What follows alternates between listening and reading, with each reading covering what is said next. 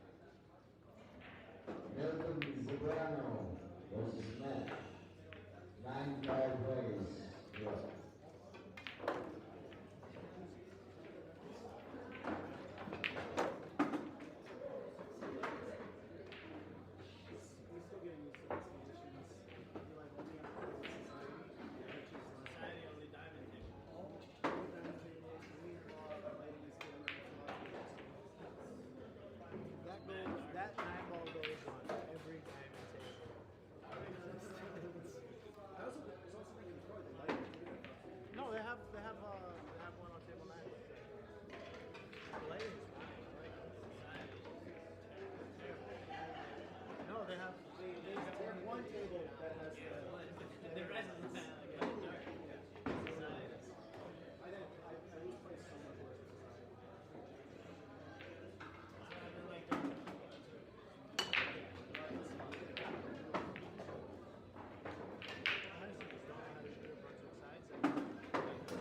Right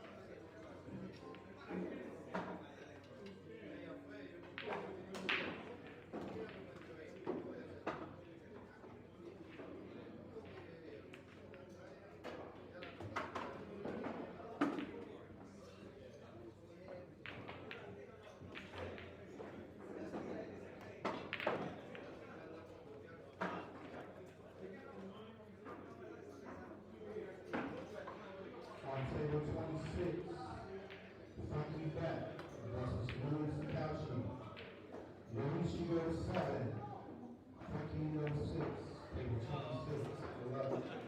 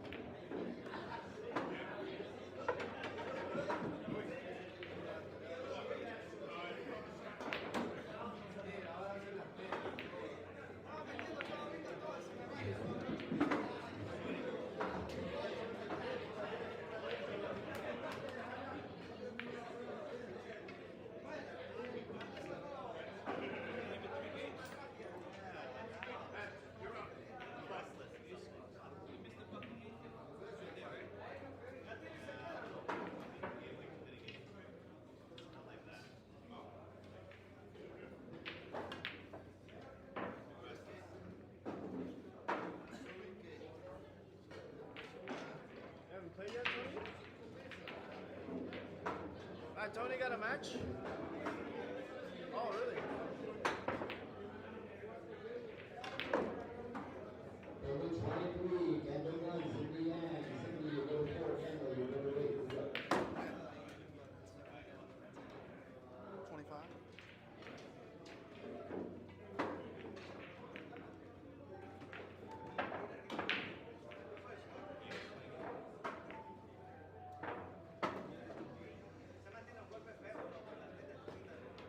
Table 20,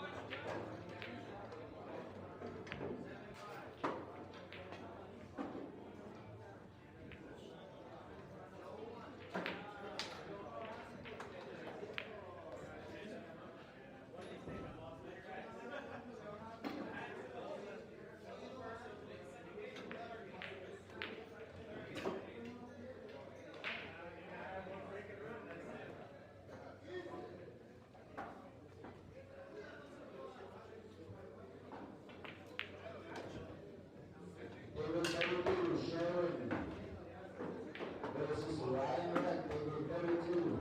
Even race to 7. Come on.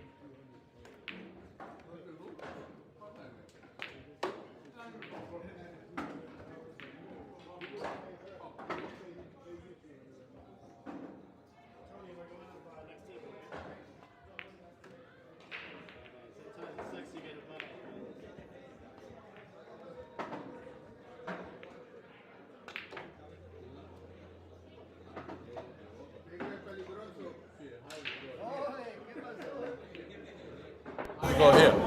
Fuck.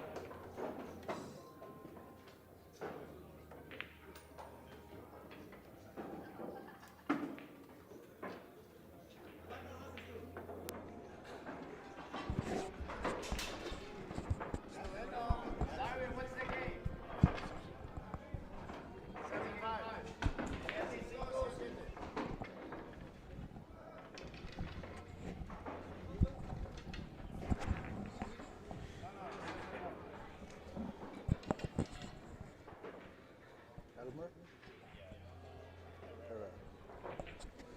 Hello everyone, thanks for joining. Ify here, Ifzal Mohammed. So we got another exciting match. I'm sure you guys were watching the last match, Darwin versus Andy He. And here we got the father, Matt Ragara, versus Elmer Herrera. So it's going to be 7-5 race. Matt goes to 7, Elmer goes to 5. So this should be another really, really good match.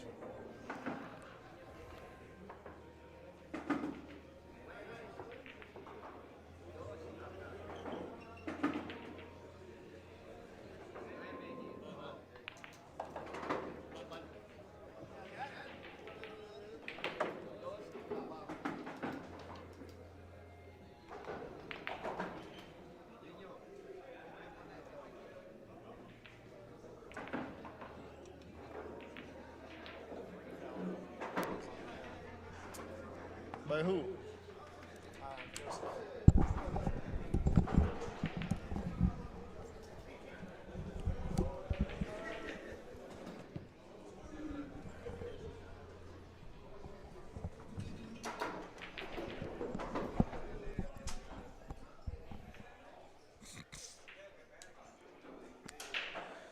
So I don't think Elmer has played many of MVP tournaments, so he's not really sure about the racking part. So Matt showed him the way this tournament is run. 9 on the spot. So as everybody knows, 1 is always the front ball. So in this tournament, 9 on the spot and 2 in the back. So And then as long as there's no pattern racking, everything else is just random. yeah. I mean, you know, all the years that I've been playing in this tournament, I haven't really seen anyone do any kind of pattern racking, or at least anybody catch anyone. So there might be some guys, but honestly, we don't have that many of those guys. Like, you know. Yeah. I think the only thing that you really could do with 9-ball is putting like the 3-ball in the second row and trying to set up for an early combo on the 9. But you don't see that too often. Yeah. Got a dry break on the first one, with an open shot at the 1. Yeah. For a And combo on the 4. only problem ball that I see is somewhat is the 2-ball. If he lands on the 2-ball, it's like pretty much a run-out table. Oh my God, that's not what he wanted to do. No, not at all. That ball, he wanted to, 1 ball. If that 1 ball holds go up, off 2 rails and maybe 2 ball in the same corner pocket. That was it. Now he probably going to try to play it safe. Try to freeze the cue ball behind the 7. And just a probably nice stop bring the 2 ball around the 3. So he wants to do like a double blocking. But when you do play it safe, you always focus on 1 at least. Either the cue ball or the object ball. A lot of times, like when you try to control both, you wind up losing both. I think the cue ball is the more important one. Right now, for him, the cue ball is the most important. My problem on these is always misjudging the speed, getting the cue ball where I want, and then having the object ball leak out and giving them a shot. Yeah. But So again, viewers, we got Matthew Lucas joining me here. Oh, yeah, sorry. I So- forgot to introduce myself. So. Yeah. So just in case you didn't know who is this champ talking. So Matt really, No champion tonight, though. We had a little bit of an early out. So. don't worry. I did the same thing, you know.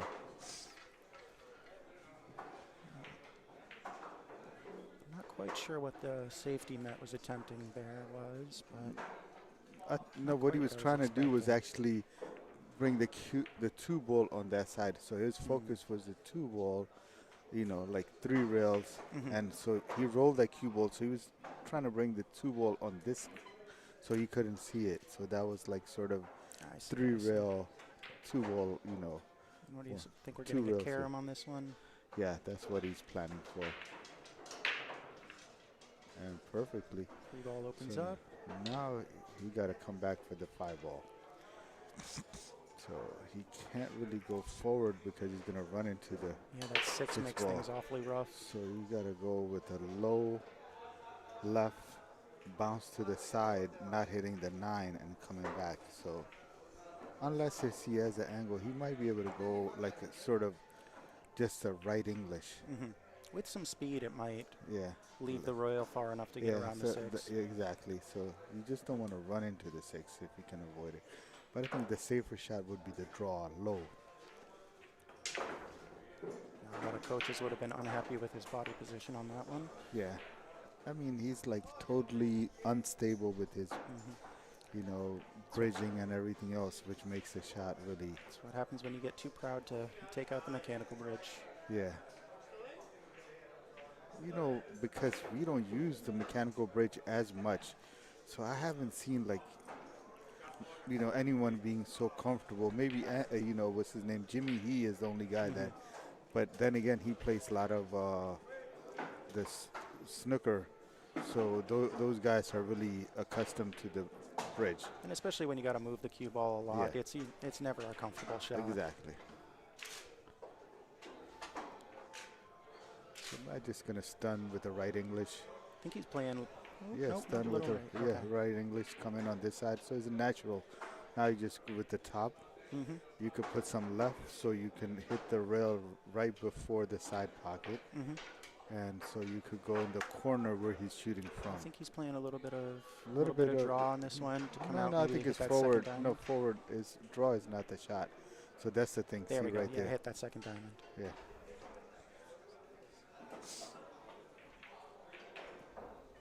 Not fully draw on that shot, but just Yeah. like a little bit of low, so Yeah. drag it. Yeah. And that's the first one on the board. Yep.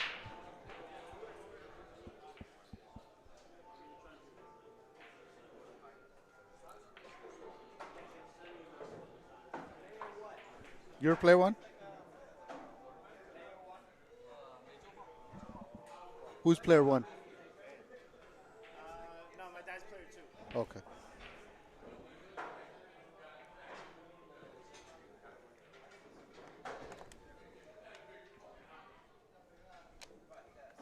All right, so Matt draws the first blood, so he goes up 1-0. So again, the race is 7-5 race. Matt has to go to 7, and Elmer has to go to 5. So Elmer messed up on that shot completely. Give Matt ball in hand, and you can't expect to come back to the table with 4 balls, no matter what kind of layout that is Absolutely. with Matt. Even though it wasn't easy, you know, a shot, he did a nice draw to come back for the 4 ball. He's going for that cut break. Doesn't quite get the one. Maybe hit that a little bit full. But we Did still he get a. Drop ball or no? He still dropped a ball, yeah. All right, so that's the main thing, because you don't want to Yeah, we got the 4 ball down. see where's Matt is dangerous is his safeties. Yeah, there's no offensive shot on this one. So. Yeah, so he's going to try to freeze the cue ball behind the 6, I think. Or no. just Oh, it's play simple. It, He play it just simple did. behind the 9. That's it. That was the simplest one. Even though it's not really good at all, because the 7 ball doesn't really stop anything. If he hits it good, he can pocket this ball. And the kicks. Yeah, The the kick's kick. not hard to make contact, but Yeah. in terms of there's not really anything leaving a offensive shot on for the Matt. kick. Yeah. Yeah. See, one thing is like you can't just play just kicking the ball at their level. You gotta kick safe in return. You gotta or have something. something in mind that you're gonna hide behind, or at least get distance. Right. Which getting behind the 6 might be his plan on this one, with sending the 1 ball down table towards the 2. Yeah. Yeah, it's trying to sort of hit the 1 on the side and try to get the cue ball behind the 9 ball. You could That's play.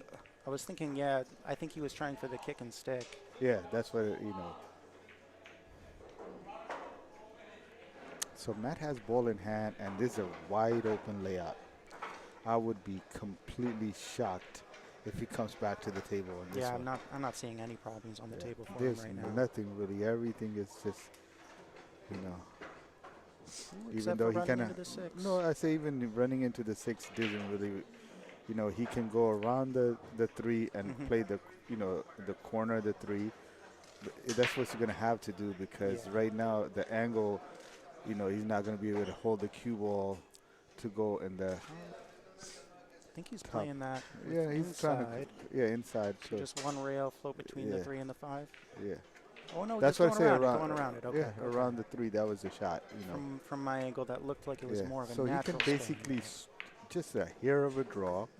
So play the 5 in the other corner, roll up a little bit. Oh, but he just is done, so even better.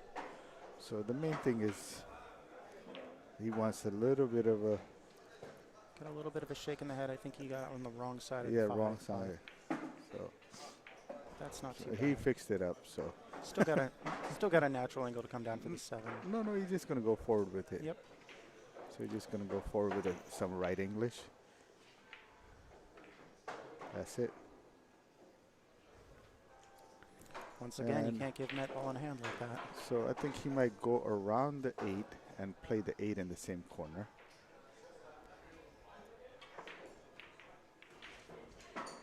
And he brushed the 8 ball. He got lucky. He didn't get enough of the draw. He just needed a hair more draw to go around that. But what it helped him actually slow down the cue ball. So just a stop shot. That's it. And this should be 2-0.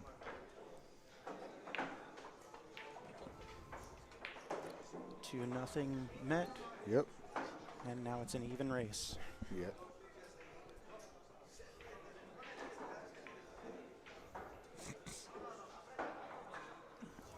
I forgot to pay attention to it on the last break. Is Met playing the match room break? Is he giving himself the inside the box constraint on his cue ball, or is he playing from the outside?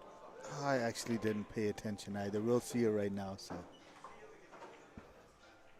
because since we don't have any constraints, we just break from anywhere, behind the headrail. So.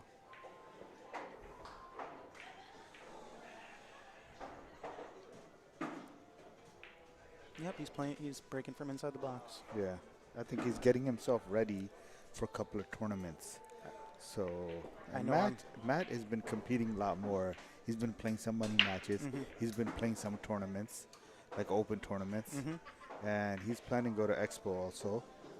He just did his registration a couple of days ago. He was talking to me about it. Now, are you going as well? I had a plan, but doesn't look like right now. So. I was looking forward to seeing you there. I signed up for the Open Amateur as well.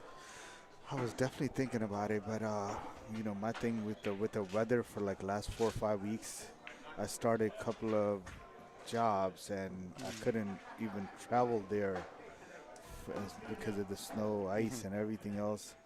So I gotta stay around too.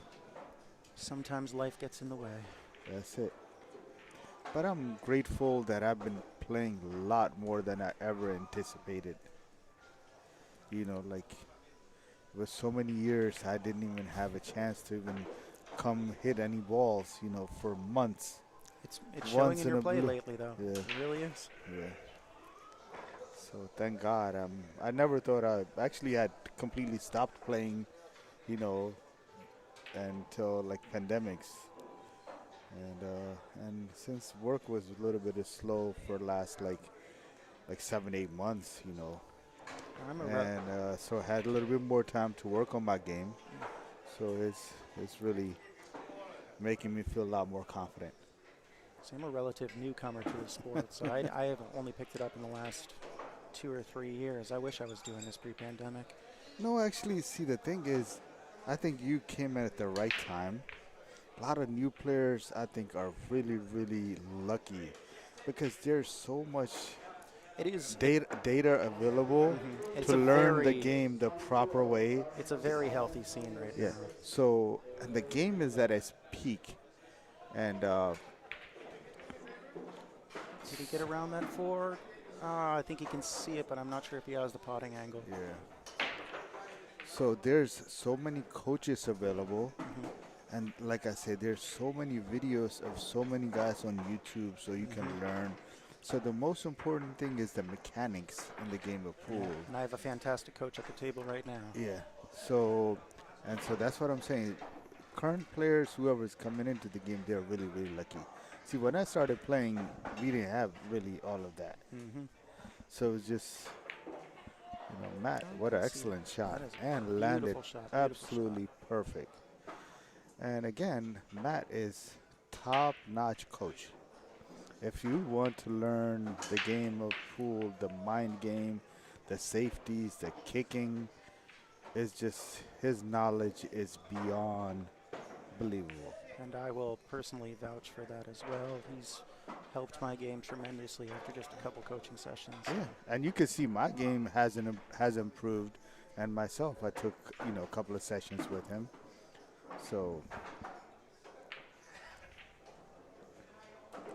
What do we got here? Just so he's Bit gonna of a have to stun. little bit draw. just a slate draw. Yeah, Use that short rail for speed control. yeah. I think it's such a kind of thinner cut, so he has to really nice smooth stroke. Friendly nudge. Yep. Gets that 5 ball right in front of the pocket. Yep. That was the thing. You had slow, smooth stroke to get that draw. Otherwise, if you just hit it hard, the cue ball would not have Then chance it's to going react. flying on you. So And he is absolutely perfect. Absolutely nearly perfect. No, he is, because he can't scratch, so he can just go straight forward. See what I'm saying? See Yeah, where the that's- cue ball is going? That's beautiful. So if it's a straight, then you got to worry about the cue ball. Here it was. He walked He in just front of gotta- my line of sight, so I couldn't quite tell So how he straight was had probably gotten on that. stunned, draw a little bit. Yep. And I don't think he got where he wanted to, so now he's going to looks play with okay some now. inside English to kill the cue ball. Yep. And that shot is Which- always something that I would make mistakes on early where I don't I would- think it's only you. I think Oh, I know. every so many people. low bracket player, Yep. You're even the playing to higher try to play for bracket the player. opposite corner pocket instead of going all the way across for the same side corner. Yeah. So high bracket players, even I see, even during the commentating on the stream, one of the only shots, their miss is this inside English shot. Either they miss the shot, completely butcher it, or get out of position. So But then if you remind yourself, you're just playing that shot to stay in the line of the shot, then it makes it so much easier. yeah. So do we have any comments there? I'm not seeing any comments right now. Give a shout if you're joining us on the stream today. And he got that one in the side. So I don't our see an viewers offensive usually shot on the two. our viewers usually start in millions, not in thousands. I gotcha. So we're all over the world, international. I mean, I have seen people watching our stream in Tagalog. So Yeah. it is definitely an international game that we got over here in Flushing.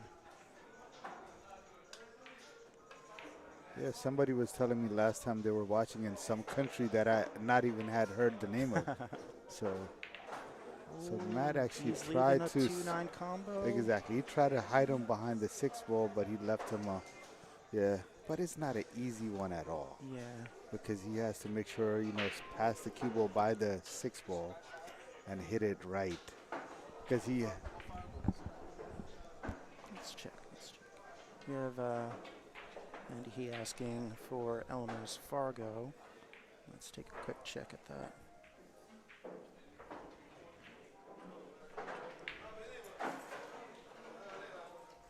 all right, he missed that combo, which was like really impossible, to be honest. That one is a little bit surprising, but he hasn't really had a chance to get in stroke on this set yet. Yeah, he did. Elmer Herrera is at a 677 Fargo right now. But so far he hasn't played like 670, but he hasn't gotten a chance, to be honest. Matt is just on his game right now. I mean, look at that shot. Perfect speed, landed absolutely perfect. So now I think he might go forward with the top left.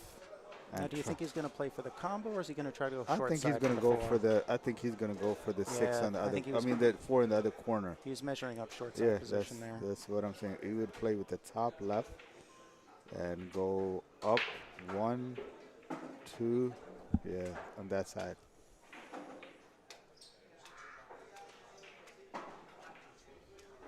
Give him ball in hand. So it's 3-0. Now, I didn't quite see what happened there. Did he double hit it? I think so. Okay.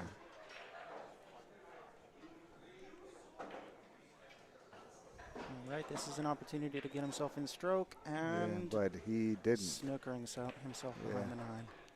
So he's not giving himself any chance at all right now.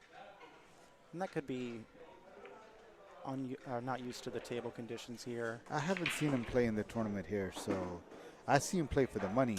I see him playing, On the Brunswicks in the back? diamonds in the back. Oh, yes, diamonds, sorry. Yeah, so diamond, we call them action tables. The action room back there at Carom. So if you guys do want to have some action matches, and right here, Matthew is always available. He's willing to challenge. So I'm down a little bit of money for my last one, so looking to hopefully get back in the win column soon. yeah. Although me and you have to get in a match at some point. Yes. Hopefully, as I think maybe April might be the action match month for me. I think hopefully. Beautiful safety there. Because I got a couple of matches waiting for me. Alex Herrera wants to play me. He's one who's also challenged me recently. So. Yeah, he's been challenging me for the last like 6-7 weeks. I told him I'm not ready yet. So you're looking more and more ready every day, though. yeah, getting there slowly. What happens is once you change your stroke a little bit. So this was a part of the thing that I was working with the Matt and another friend on my stroke a little bit. So once you do work on the stroke, then you got to reset. Yep. You got to get used to it. Yep. You got to hit. They say million balls, but we don't have time for the million balls. Try to do 250,000.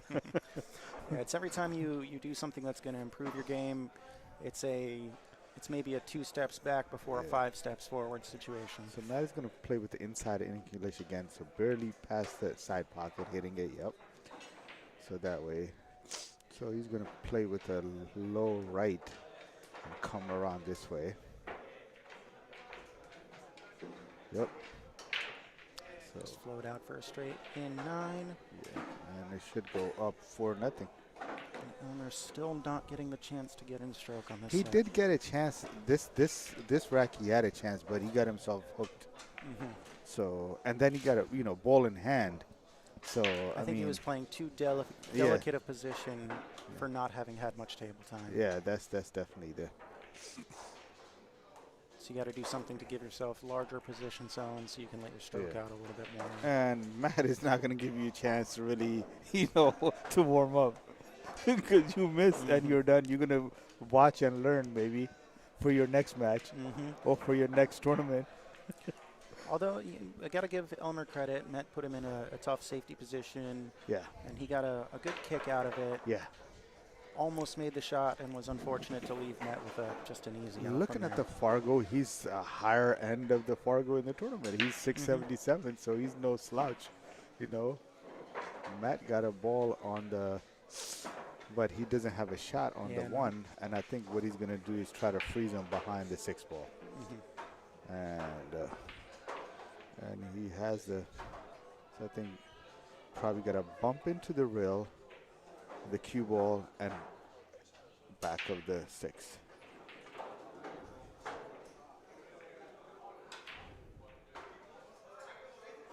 One ball, hopefully ending up behind the 3 as well, maybe. No, see, bump into the rail behind the 6. That was the shot. See, there it is. Yes. That was the shot. Excelente.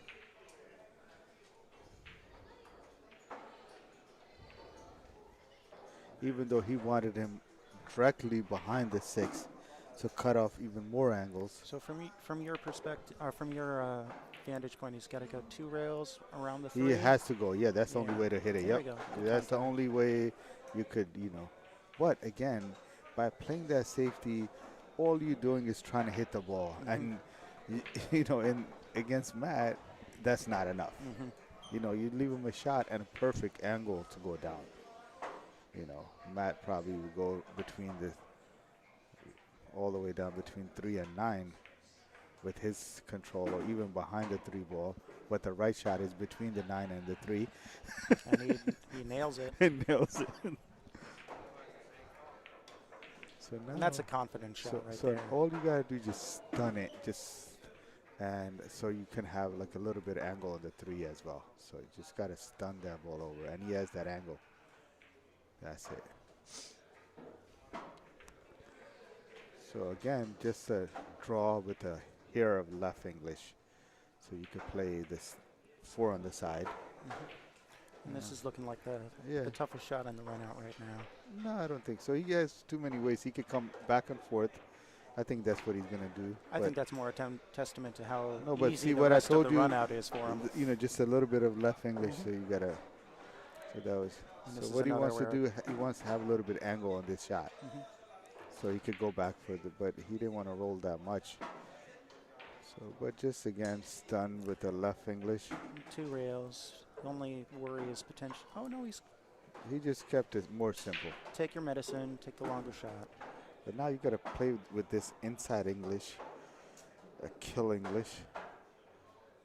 So sometimes making the shot becomes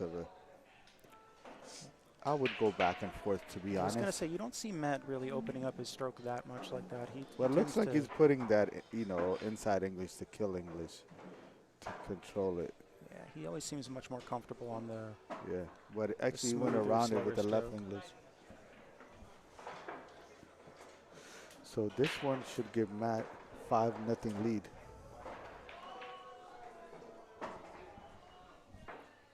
It's 5 racks on the spin for Matt. So Elmer didn't really, he had one shot on the table, kicking from the safety to open it for Matt to run out.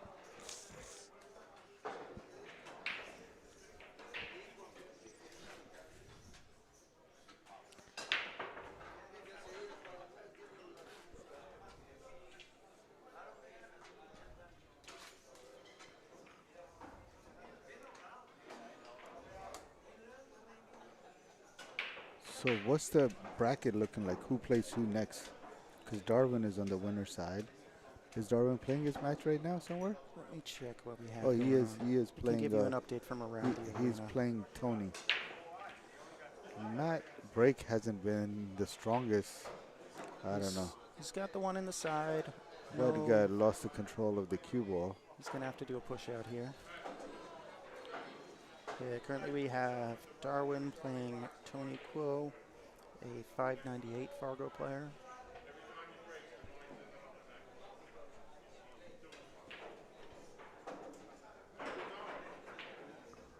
And the winner of this match will be playing the winner of Eric Kwan and Sewong Topton.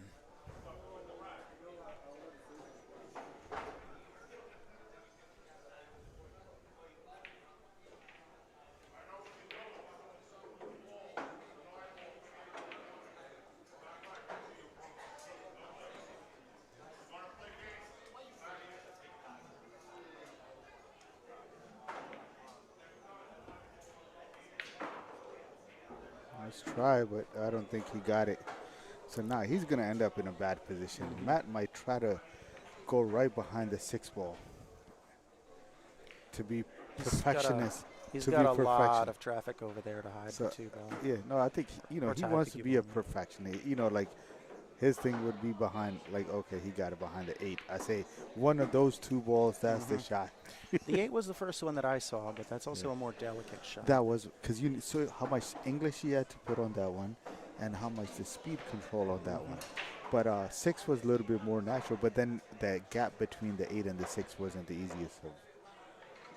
Wow, just so again, It's this a is fair amount of spin to put on a 1-rail kick. again. I don't see him coming back to the table because It's looking like maybe the 5 to the 6 is the hardest part on the table. yeah, right now. exactly. That's you identified it absolutely perfect.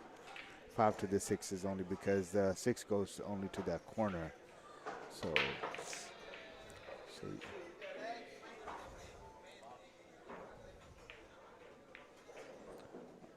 unless you wind up bumping it before that or something. Wow, just barely, I think. I think that's closer than he wanted to be, though.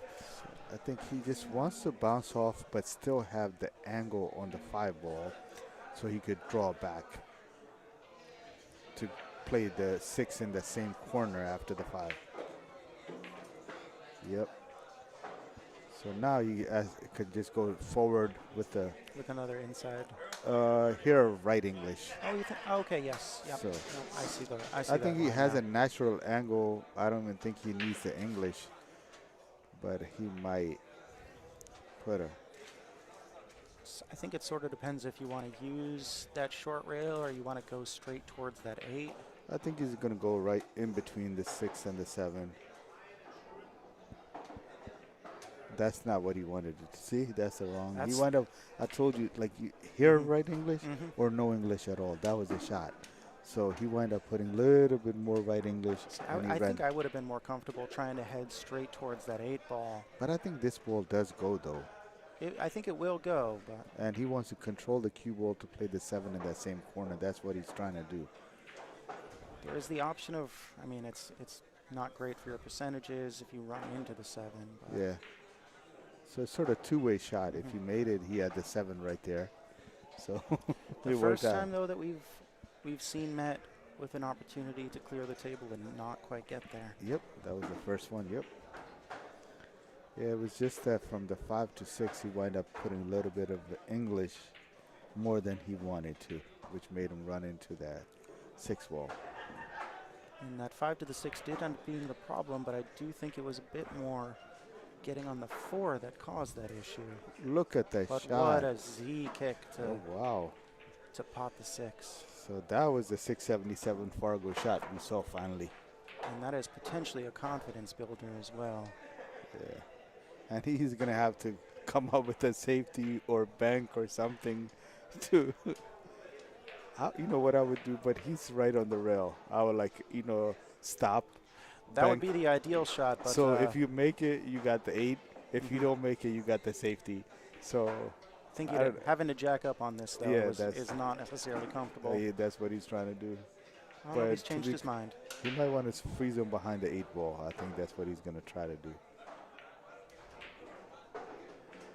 He's trying to roll back. Oh, wow. He was able to cut that. Wow. Get a little bit of confidence in him, and he goes for some of those hero shots, but it worked out for him. So he might have a chance to put himself on the board.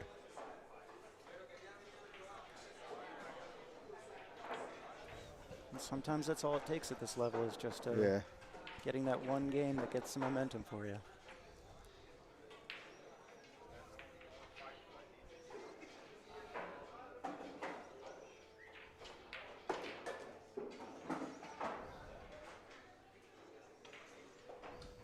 Now he's on the 50-yard line. Yeah. He's eyeing up the side pocket. Personally, I would go with the corner, but.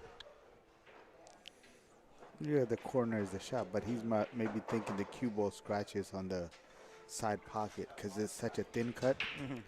So, I think as long as you play it with draw, you're going to hit that. but when you're playing with the draw, then chance of missing the shot becomes greater. So, as Nope, he's calling the bank in the side pocket.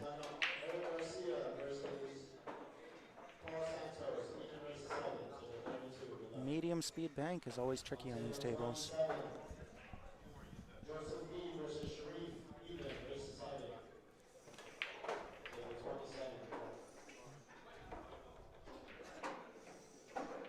let's see if Matt can go up 6-0 right here. And So that gets for him on the our hill. level, those are the tough shots. But he made it look so simple. You know? It's always when you overthink those. Yeah. You're exactly right.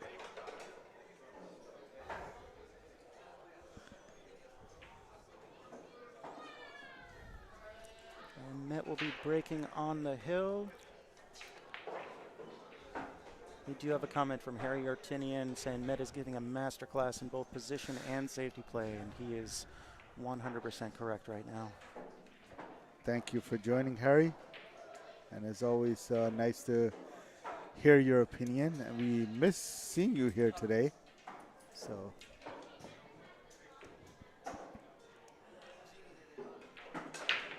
you know there's no buybacks today. So if you were here, you would have had a chance to go back earlier. And Met gets the one on the side again, plus it looks like he got down the 7 ball. yeah, Thin I mean, cut if he on the cut, 2 if he doesn't wants really to be matter. I aggressive. mean, if he cuts this in, he'll have a position on the 3 ball regardless. He puts a little bit of right English, he just comes, straight down, It's and that's it. Yeah. So that's also why he feels tried like to a put. low risk shot too, because he could potentially. He put it right English, but not much at all. So right English would have kept him on the right side of that ball to play the 3 in the other corner. So Is he going for the back cut? yeah, the back cut. If he makes it, that's going to be it for.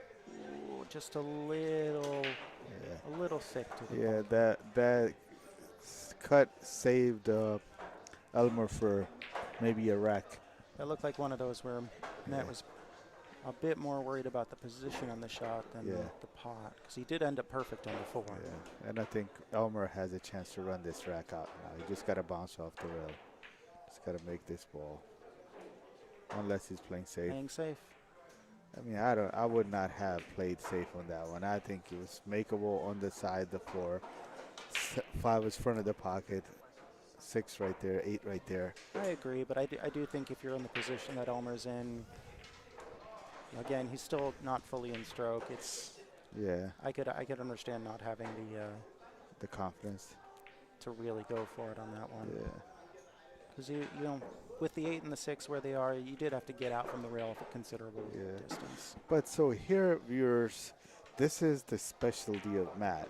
He might have to go 2 rails, 3 rails, whatever. I think he's looking for the 3 rail kick on this one. And not only he's thinking about the kick, he's thinking about how to resave him or leave him something So really, I think really if you tough. hit the 4 behind it, you run down behind the 6. Didn't quite hit. He got it. If he hits the rail, he was good. He was perfect. There, yeah, that was the. So Elmer has a chance. I do like that kick on the 4. That was excellent. If you get a little behind bit, it though, no, a little bit more. As long as it touches the rail, that's it. If you get it behind, excellent. If not, still he wouldn't have any shot on it. Really, nothing like offensive.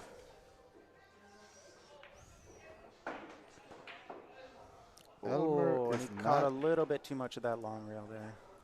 Elmer's stroke has not been on the game so far. Looks like there might have been a little bit of frustration there. He got down on both of those shots rather quickly. So 2-railer here. This is looking like a 2-railer. I think ideally you might want to catch that short rail before hitting the 6. Yeah. I mean, as long as it hits any part of the 6 is front of the pocket, literally. So in terms of getting position on the 8, though, I think. As long as he's a little bit off the rail, 8 goes in the corner. So just main thing is you don't want to be right on the rail, like in the pocket. So, so basically two railer, a little bit above center with a little bit of a left English, running English in this case.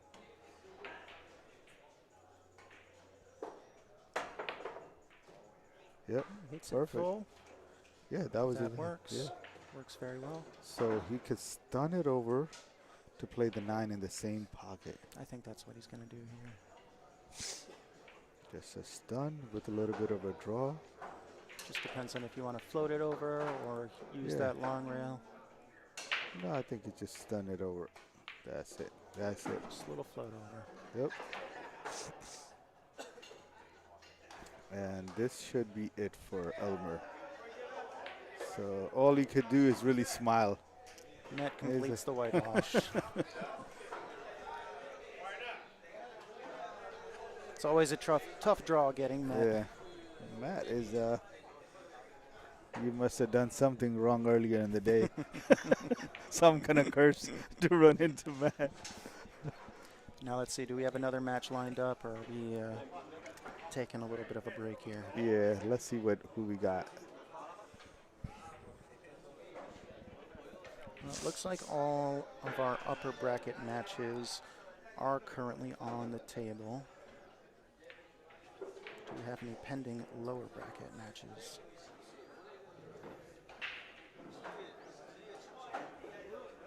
Yeah, it looks like all of our matches are currently on the table, so it looks like we might be taking a short break. So what is our thing? How does the bracket look like for the upper bracket? For the Who upper is bracket right now, we currently have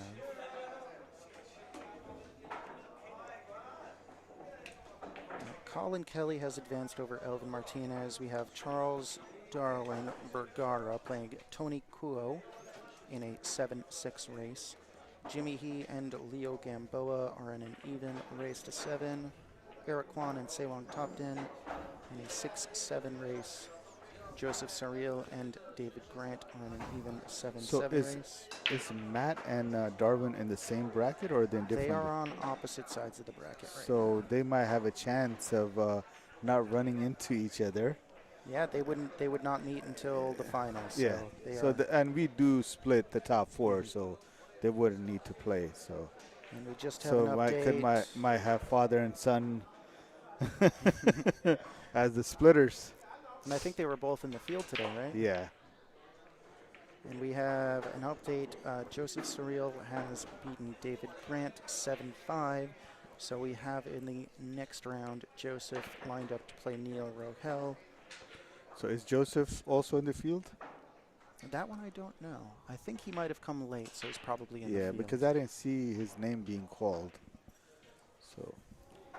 But that might be the next match that we have on the stream table is Joseph versus Neil, unless one of our other round 2 matches finishes up shortly.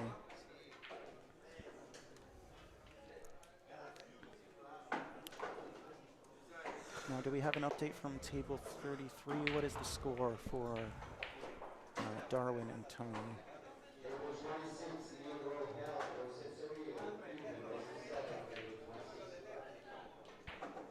Well, that match we were talking about has got called for table 26, so still waiting on a stream match table. Or stream table match, Stream I should say. table, they always want to put some good match on the stream. I know we've already had Colin Kelly on the stream, but if Darwin advances out of his match... I'm not sure. Who is Colin Kelly? Colin Kelly is a player mostly plays out of Society Billiards. Because I'm not familiar with that name. He runs a couple leagues out there. He's a 6'11" Fargo player. Did he play here early against Chris? Yes, That's that guy? he was on the stream against Chris earlier, yes. Okay. So. And I believe they had a Hill-Hill match going on. Yeah. So he wound up beating Chris Hill. He did, yes. And then just beat Elvin Martinez 7-4 in a 6-7 race. So who has him? I have Colin, so. So you're rooting for your horse? A little bit, yeah. I mean, he's also a friend from my Society days. Oh, okay. I started playing in leagues at Society, so yeah, I got to know him over there. Played in a couple teams with him. Oh, okay. I played in society years back. It used to a league called Megabucks. I think they still might have it on Is Sundays. that an APA league? It's run by Vince. Do they play on the 7-footers in the back though? No. Oh, okay. Then I'm not sure they have that one anymore. Yeah. It's the only league that I knew of that they were doing was a Scotch doubles league. So that's the league I started playing a while back. And I've met so many great friends through there. And they're still my friends. Like this is like probably you're talking about like 15 plus years ago. So See, I've never had the opportunity to play the more competitive leagues over at Society because I know the Tuesday one is the one that the serious players try to play in. yeah. So for me, playing Society has always been more about the social aspect of the sport, which has been great. I do adore that place for that. Yeah. And unfortunately, Harry Otinian looks like he had family obligations, so hopefully we'll see you again next Monday, or possibly on Thursday. Yeah. Why not? It's always a great pleasure to see you. Only time I don't like you when I gotta play you at Racks. And it seems like every time we are at Racks, we run into each other. You always have those players that you're cursed to play against. Yeah. Now, who is that player at Carom for you? At Carom is probably I've drawn Alan Parlon many times. And the other guy now he moved up to the upper bracket is Noel. Oh, Like yes. almost every big tournament, my first match is against one of those two. And last like 4 or 5 times like big tournaments, it went hell. And they wind up beating me. Huh?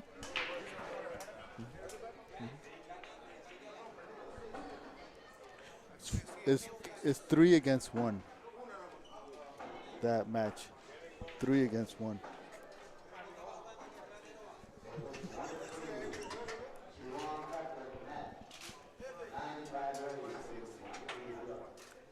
Getting Met Vergara against Ceylon Topton. Ceylon has advanced over Eric Kwan, 7-4 in a 6-7 race.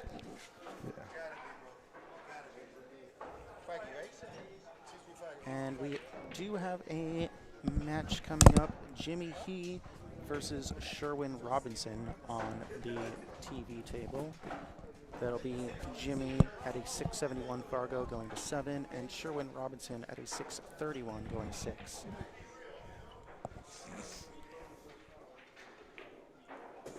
So Harry's smooth operation today. It looks like we might end this whole thing on time. And one of the things, you know, I've been speaking to Matt about is like starting the Calcutta, the auction earlier and try to end this Monday tournament a little bit earlier, right?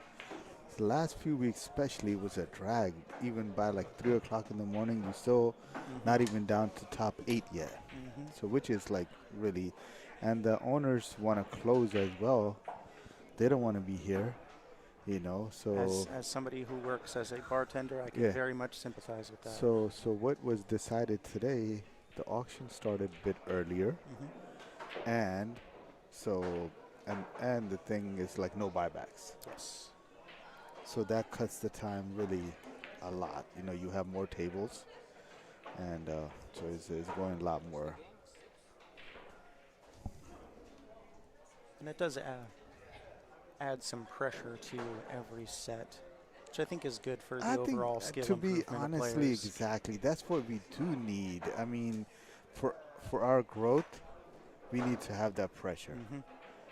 And when I was just starting out and looking to improve, the way that people always told me is to play for money matches, just even $10, $20, just to get a little bit of that pressure. And it doesn't always have to be for money, but it does have to be but I think something that is encouraging the extra focus. Exactly. You know, like you can even have like a treat for the lunch or something or whatever. Just a beer. Something, exactly. Since I don't drink, so I can't ask for beer. I get you. Although I'm sorry, I'm going to be a little selfish and give myself a shout out because I just realized what time it is. It is officially my birthday, so Oh, happy birthday, bro. thank you, thank you. Many more to come. I hope so. Yeah, you're looking healthy, so I think. And I think you had the shot before your birthday. I think you should have had it now. I don't do many shots these days at my age, but I will certainly sip on a whiskey from time to time. Do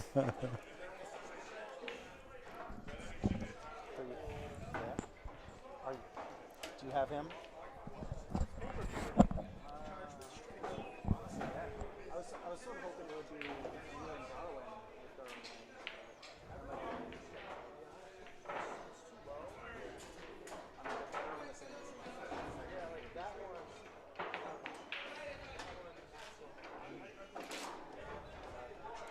So Sherwin won against Kyle?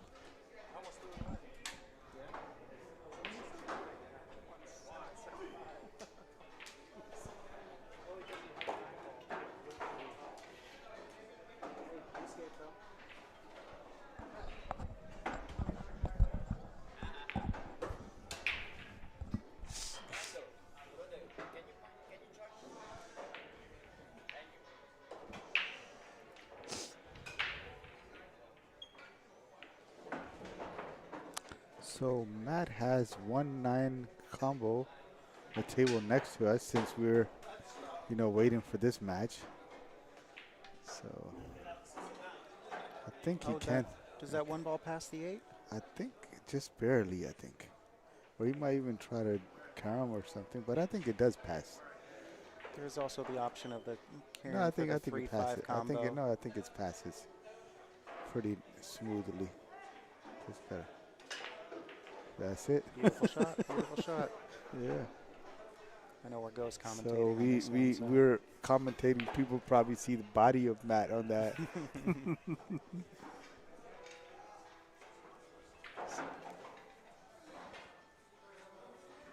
Nice. It's right here. So Sherwin is warming up.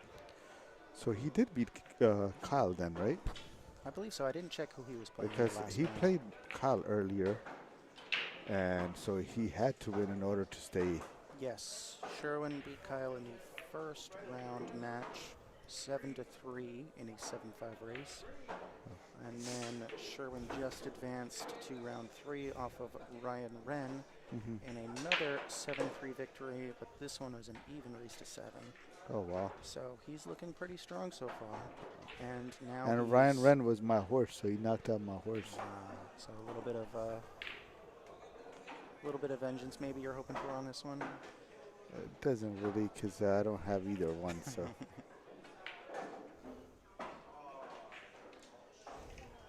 Yeah, then Sherwin is actually getting some weight in this one. He's only asked to go to 6 against Jimmy. So he's already looking pretty strong in this one.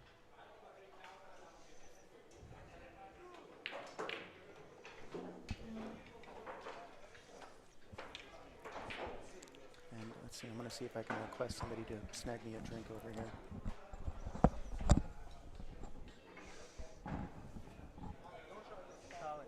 Could you snag me a drink? Huh? Can you snag me a drink?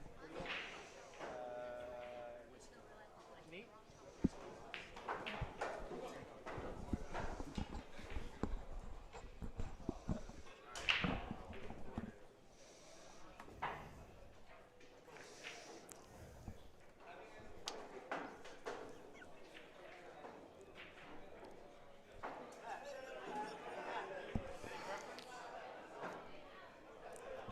Not really. I think bourbon would be ideal, but I don't know if they have it.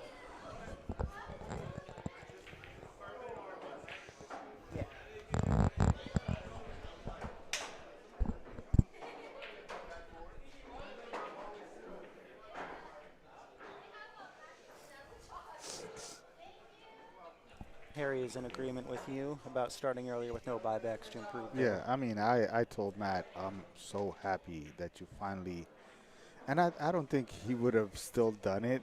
I think he's under pressure from the ownership as well. A little bit, yeah. More than a little bit. You know, what happened is actually even this past weekend, the tournament was supposed to be 2-day tournament, which was originally planned and posted. And I was here on Wednesday, so he just wanted to confirm with them that he has a tournament this weekend, just to remind them that, like, no, you cannot have 2-day tournament, only Sunday. So then he had to sort of change on a fly. So, which I do think that adds a bit of an interesting dynamic, at least when it comes to the Calcuttas, having both happen at the same time. yeah, but only the problem, or one of the concerning thing I have is, like, we don't have enough players in the upper bracket, so most of the money comes from the lower bracket. So I think maybe what they should start doing is, like, sort of cut the A percentage-based. percentage base, or what do you do? So whatever amount of players you have a cutoff. The middle, the top, whatever amount of players play in the upper. So it could be, say, 530 or 540. Somebody playing 540 playing in the upper bracket. So I think they should start doing that cutoff base. So if you have, say, for example, 60 players, so draw a line right at 30.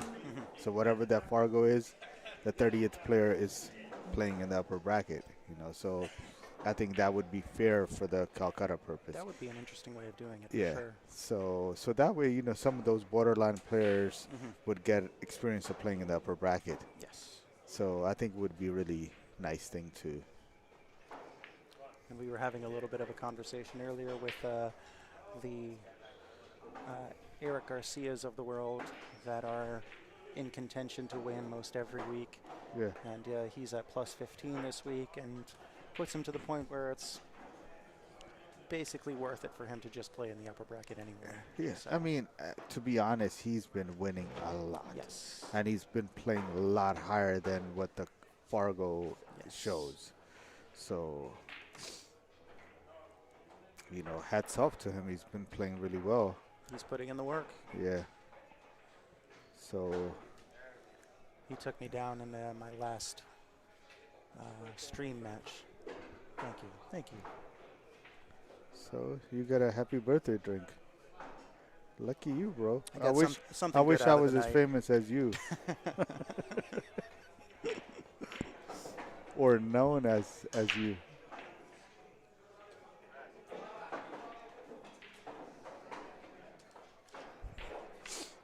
That has been a bit of a strange thing with the sort of small nature of the pool world, where I meet somebody and they're like, "Oh yeah, I know you from Met Streams," and I was like, "All right, that's." Yeah, you've been on the stream a lot because you've been going pretty far in the tournaments, and hats off to you, man. Since I started seeing you play in the tournament, probably about a year ago, your game has really, really gone up. I appreciate that. You were like playing like for something like 430, 440 player, but now you're playing a lot better than your Fargo. So hoping to keep you're that playing more like speed of like 540, so definitely getting closer and closer to upper bracket sort of, territory. So I've made it known to Met and Darwin that is my goal, is to get actually to the upper bracket, that is my goal for this, this year. So I say if I find more time to play, I don't like to take advantage that if I'm playing better and to play in the lower bracket.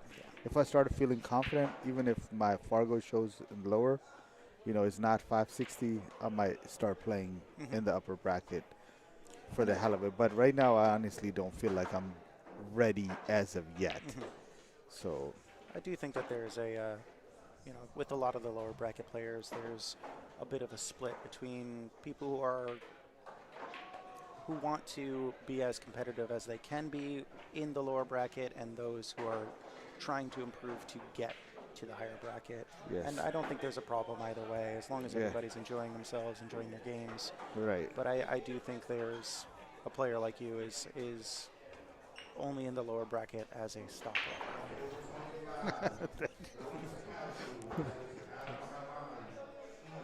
This again is all about you know, when you're younger, you don't have family, kids, and, you know, other priorities, you can allocate a lot more time.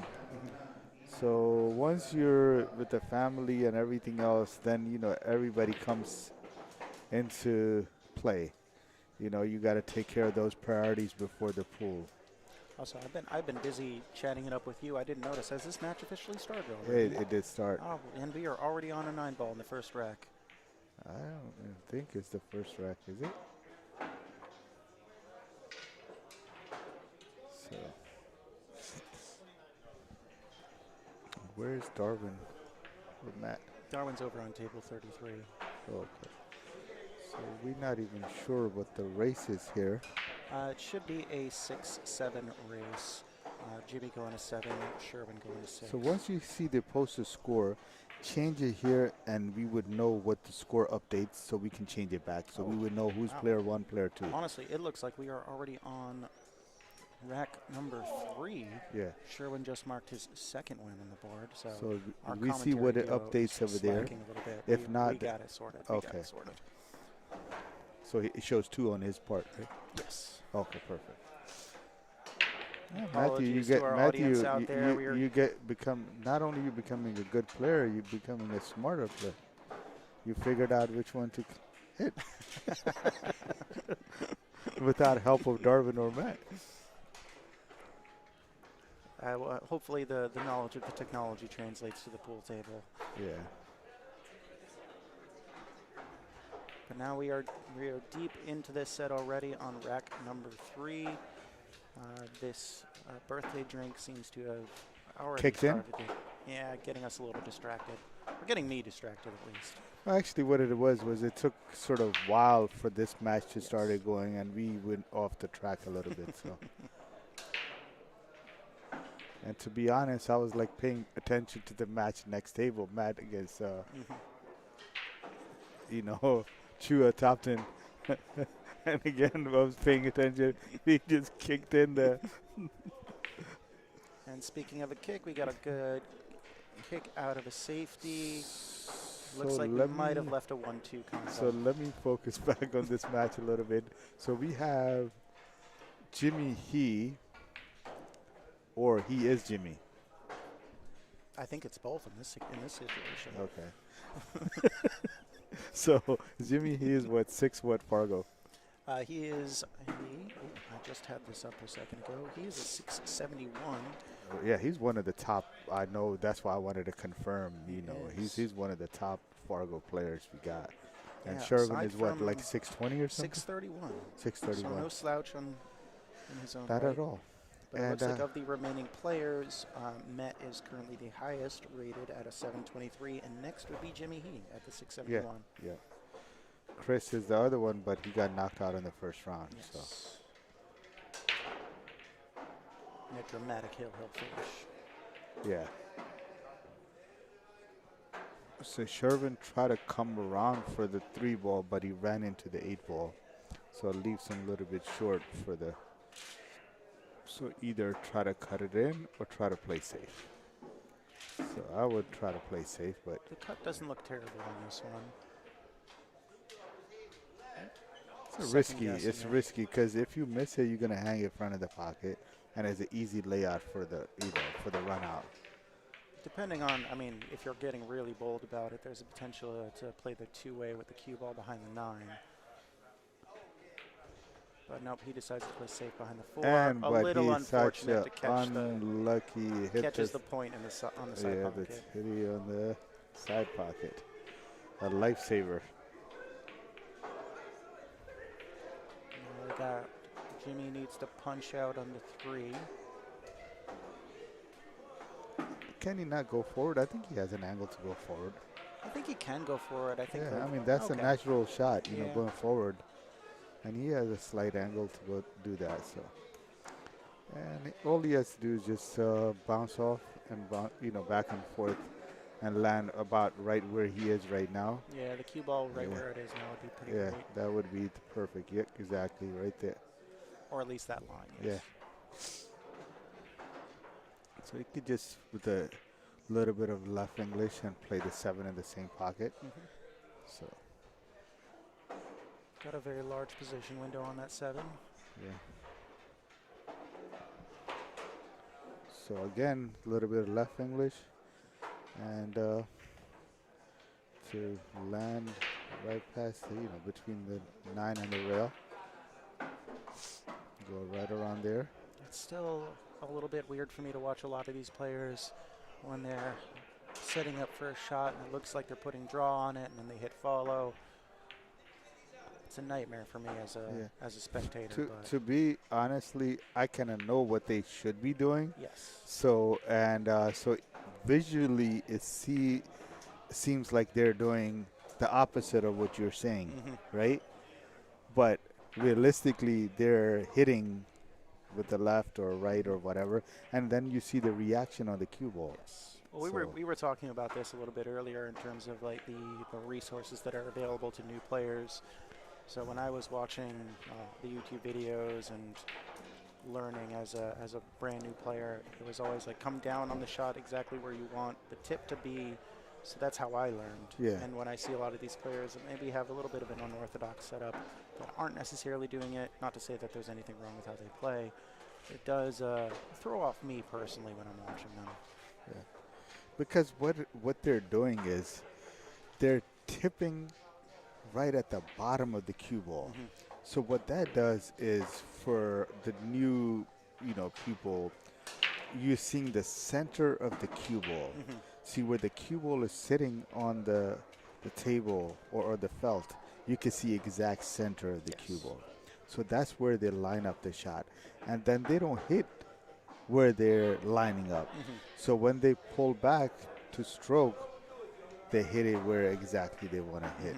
And I'm one of, people like yourself. It's like, for me, I don't do that. I've learned, like you, just you go up with the way you line up. And then it's about, for me at least, keeping that cue on a rail, so you're hitting exactly where you lined up on the shot. But yeah, a lot of these players are, and especially a lot of the very good players out here. Still use. So Jimmy, he is back on the table.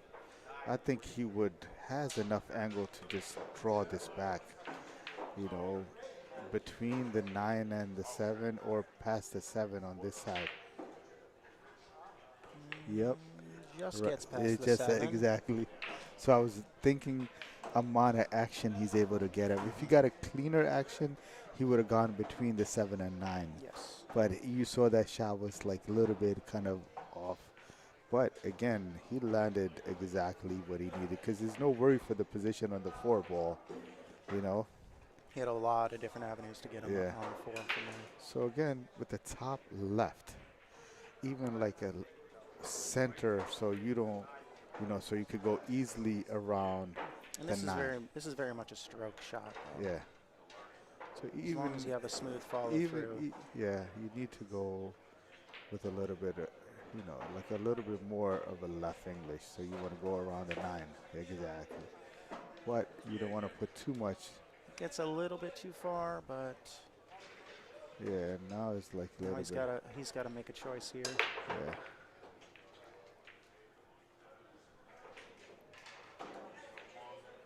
I think this is one of those where you maybe call the 9, not necessarily with the intention of making it, but just in case. Yeah, just in case. And if he gets a thin cut, he's going to push the 9 near the pocket. Knowing Jimmy can make the shot. Yep. Jimmy, he's a shot maker. Again, he's one of those guys. I was talking earlier.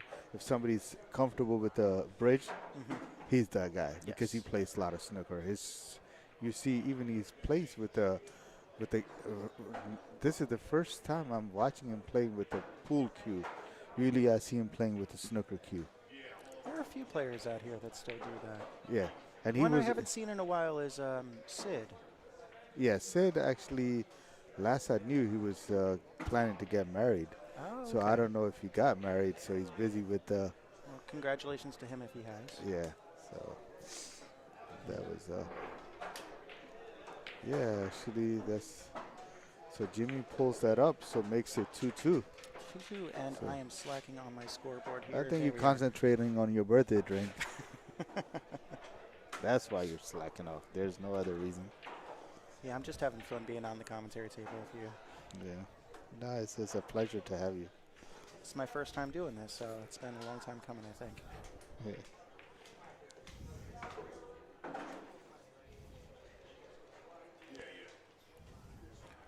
We're even on the scoreboard, but Sherwin still has the 1 rack advantage due to the handicap with Jimmy to break. And this one is looking dry with an open shot at the 1 for Sherwin. And I'm seeing the only potential problem that I'm noticing right off the bat is that 2 ball wants to get on that short rail to be able to see the 2 past the 5. No, he can, yeah. Yep, and he's gotten right No, actually, just enough there. you know, what I would do is put a draw on this ball with some left English. So draw would hold you from running into the rail right away. So you could go like near the side pocket. And then the left English, you know, you hit the, cue ball hits the rail closer to the side pocket. That would be the shot. And then with the right English. I personally be tempted for stun follow with right spin. But I think he's thinking he has that gap right Yeah, between. exactly. So he kept it very simple, which is, I didn't look, that he can hold it. And it gets you a longer shot, but I think that's a take your medicine situation. Take the longer shot knowing you're going to have position on the 4.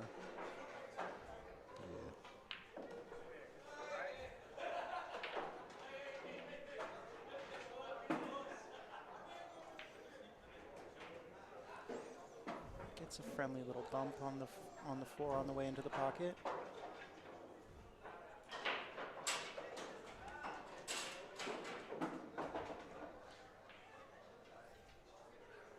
And he's got a choice to make here, I think. Do you want to just draw straight back? I mean, or play to cheat the pocket? And, no, you got to play with the left English. Yeah. And go between the 9 and the 7 and go around that way. Yeah. This is the natural. That's the easier shot. Natural angle shot. So not right here. To be precise, you want to put some inside English, but you don't want to complicate the shot. So. Inside English would hold the cue ball going towards the center. See, like that's what you want to do. But you got to control the speed. I think you could just play like stun out to the center of the table. I think okay, being straight on that so 6 you know is what not you so know bad. what he did wrong though, right? He did play with inside English, but he hit it harder than he played above center. So you needed to hit it closer to the center so the cue ball doesn't take off that much. So it gets killed a little bit. So I'm not sure I would have played that shot with any English and just kind of roll it in and get out towards the center of the table. Take the straight in shot on the 6.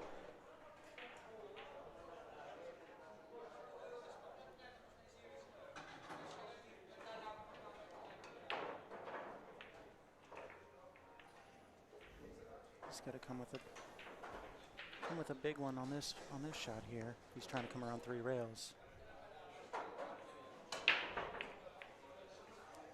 Doesn't quite get there, and I think Andy, Jimmy he can has see an the open 6. pocket. Yeah, Jimmy, he could. Or sorry, Jimmy, he. There Yeah, he is. I always mess up. Is Jimmy is he or he is Jimmy? Andy is he or he is Andy? So. And then you have the he's on the Pro Tour as well. Yeah. And then we got she also. Is there? Yeah. Oh, I don't think I've encountered that player yet.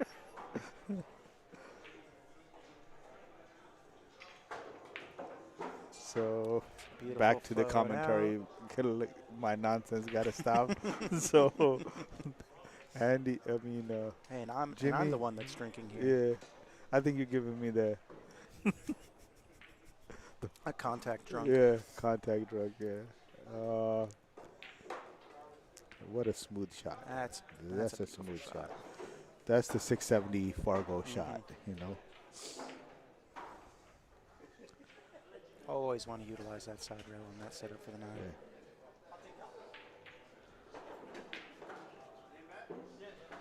The 9 ball wipes its feet on the way in, but it So does go Jimmy down. has won 3 racks in a row. Yes. So he was down 2-0, right? And he comes back to win 3 racks. And Sherwin just made one simple mistake, you know. And that was, you know, overrunning that from 5 to 6. I Needed think to control his speed there. there is I think you could say that there were 2 mistakes on that one. One was overrunning it, and 2 was maybe getting a little aggressive after the missed position play Right. instead of looking for a potential safety. Yeah. 100%, 100%. And he is one of those aggressive players. I mean, Even I'm though guilty of that as well. So I've been more than myself. And I finally kind of like, after losses, so many losses, that I'm beginning to learn to be a little bit less aggressive on certain shots. I had to learn that hard way. I alluded to it a little bit earlier, playing that the stream match against Eric Garcia, and my Achilles heel in that match was just getting too aggressive when I didn't need to be. What a And cut by speaking of Jimmy. aggressive, You know, Jimmy, you know, like I say, his pocketing is so good. Having the snooker background and such a straight stroke, which comes in handy. And like I said, now he's been playing a lot more of these tournaments. I've seen him pretty much every Monday. I see him on the weekends also, but every Monday he's here. yeah, he has been here So- basically every time that I have been. So, and we see the transition to having a pool cue now officially. So, It is great that how often you see, you know, the usual suspects here. Ooh, an uncharacteristic miscue. yeah. And this might cost him the rack. Because if he makes that shot, he had a chance for a run out right there. Because 3 was right there, 4 was right there. Now, I think your angle on this is a bit better than mine. Is he straight in on that too, or does he have a little bit of an angle? He has an angle. He can Punch out. He can, yeah, with a low left, punch out, come back, you know, so. Might even Not an be- easy shot. Not an easy. This is a true tester. True tester. And Oh, that's, and he just tried to draw straight back that, on it. and that's what I was going to say. I say he has a chance to draw straight back as well if he hits it really clean. If he's a little bit off angle, though, that means he's got to put some draw, and he's a little bit elevated. So only way to do was, so to do that, he needed to hit it like, not a punch, like a smoother, and he Yeah. wind up not letting his stroke go. Yep. He wind up holding that stroke back, and that's what cost him. And now Jimmy has a good opportunity to go up 4-2. I think he might be a little flatter on this 3 than he would have liked if he's trying to play it for the same pocket. But I think he might have been eyeing up the 4-9 combo on that one. Yep, and that's what he's playing for. Jimmy is one of those guys, to be honest, from upper bracket player that looks for the combos more than other players. I mean, Mo- if you're a confident shot and Yeah. Like when again, it he's a lines it straight up- shooter. Exactly. So that's why he's able to do that. But most of the upper bracket players, they just would have gone for the simple run out. And it was very easy run out, actually. You know, could have drawn back a little bit from the 3 to 4 in the same pocket. And I the d- 5. I think looking at that, though, I don't think his intention was to eventually play for the 4-9. I think that was a situation where getting a little out of position from what he would have liked for the run out made the 4-9 make more sense. Yeah.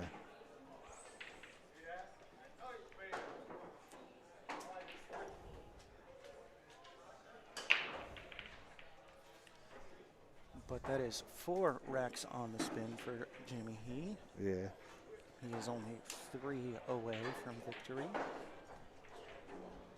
Jimmy is playing like he should be.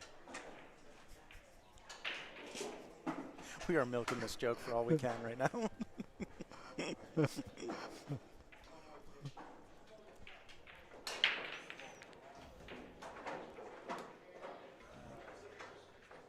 That cluster of balls going to that right corner pocket does end up knocking in the 6 ball, with the 1 dressing up nicely over Yeah. a corner pocket. So you Slightly playing awkward with the cueing here. yeah.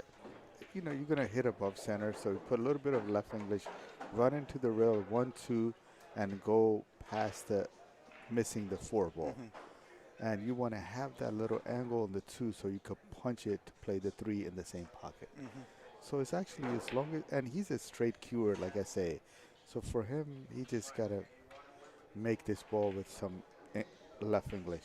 And it's when you're cueing over another ball, Yeah. as straight as your cueing can be, I think the issue for most players ends up being alignment rather than cueing. Like I said, he's one of those. But he was able to. I was going to say though, the he 4 ball is. He didn't put enough English at all. He needed to put a little bit English, a little bit more English, and hit a little bit more softer. But when you're elevated like that, it's always a tough ask to put English on the ball. Yeah. And then I was going to say beforehand that the 8 ball is potentially a blocker for him, but looks like he'll just take the 1 rail kick. I think if 1 rail kick and put the but it didn't Leads work. a 2-3 combo. But now Sherwin has to make sure after making the combo to have the shot on the 2. I think just a nice little drag shot. Because the thing is, cue ball is coming straight down again, and you don't want to hide it behind the 9 ball.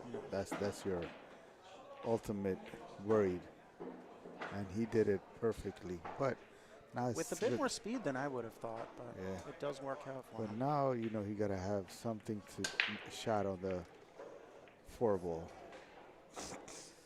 Need to. And I think it looks like he's a little bit on the high side of the 2.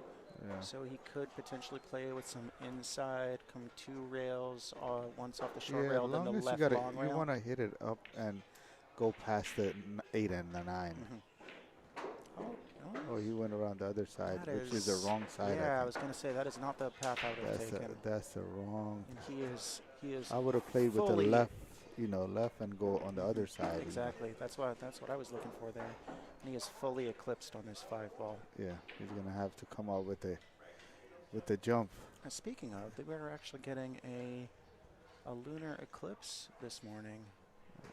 Oh. I guess what they call for a birthday boy. I know. I'm not sure. I think historically they say that's a good omen, that we're getting what they call a blood moon. All right, let's see how he does with the jump. I haven't really seen him jump, so he's trying to stretch out and everything, see how he does. So he does seem like he's lined up pretty good to it. From my angle, the alignment is not looking great, but gets over the ball. Yeah, to me it looked like he was pretty decently aligned, The main thing is you do want to hit that ball,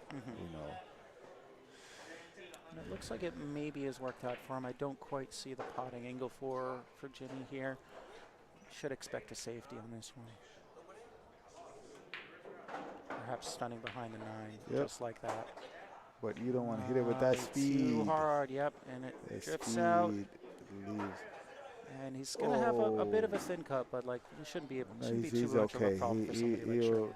Because if you go for the bank, you can't get it. So the thing is a safety here again. Try to hide the cue ball behind the. But he went for the. There was an aggressive option on that 4, but it didn't offer much. I would have gone the other way around to control the cue ball in that shot, because it was really hard to control the 7, to have the 7 hidden behind any of those balls. The safety off of this is also behind the 7. It's not easy by any means. Behind the 7 is the hardest one, and he's played for behind the 5. Behind the 5, so he went the around. 7 Yeah, so he doubled up. He played a 2-way, Well, it looked like he was using the 7 to hold the 4 ball. Yeah. Which is quite the smart play off that one. Now, he does have the option of the rail first pot, which is what he's lining up for now. And with the right speed, that could leave him with a shot on either the 5 in the side pocket. Yeah, he's going to have to.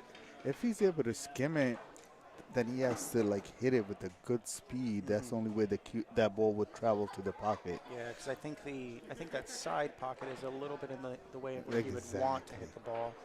Yeah. You really got to hit it precise where the 7 ball is, so it's not the easiest of shots. And if you do end up hitting that 4 ball a little bit too full, that scratch in the corner, the opposite corner, ends up being a problem. Yeah. At the same time, even if you hit it, if you skim it, you're going to leave the ball right in the front of the pocket. It'll be a sellout. Unless you are able to get enough of it to block it somewhere or something. Yeah, because I do think if it does so avoid the scratch Sherwin in is in balls, kind of deep trouble at the moment. So you would need to be master to escape this. it's quite the unenviable position. Yeah, That's for and sure. this game is very important also. See, this is what I mean. See? And he catches it too full and scratches in the other And corner. this is very, very important because this is going to put Jimmy on 5. And it's like really nothing to this rack right now. You know? Jimmy just got to make sure he doesn't block himself behind the 8 or gives a weird angle for the 5. This seems like it might have been a bit of a commentator's curse for Sherwin. When we weren't paying attention, he ran out the first 2 racks, and then once we started actually commentating and doing our jobs over here is when things turned in Jimmy's favor. Maybe after 27, you should take right now 5-4. 27? Yeah. Yeah, okay. 27. Jimmy's just going to play Straight down the rail corner. for the corner. And he just got to draw back a little bit, and that's it. You And know, I think play that's going to be essentially the same for both of these next 2 shots. Yeah, he's going to draw, so I think now he might have to go up and down, or if he has an angle to just draw back, just a hair back, that's all he really needs.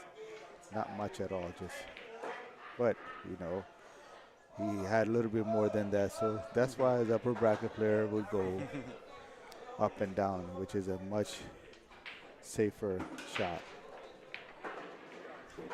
So he is 5 on the spin for Jimmy. Jimmy. He is on a roll. 5 in a row.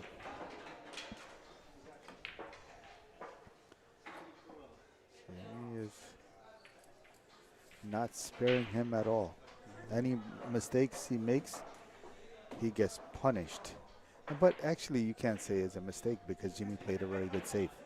Exactly. So, and he was in a tough position, and he did make the kick, but unfortunate. Cue ball scratch.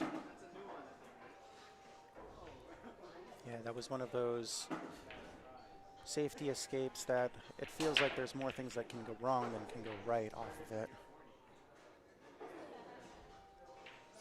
2 ball drops for Jimmy off the break.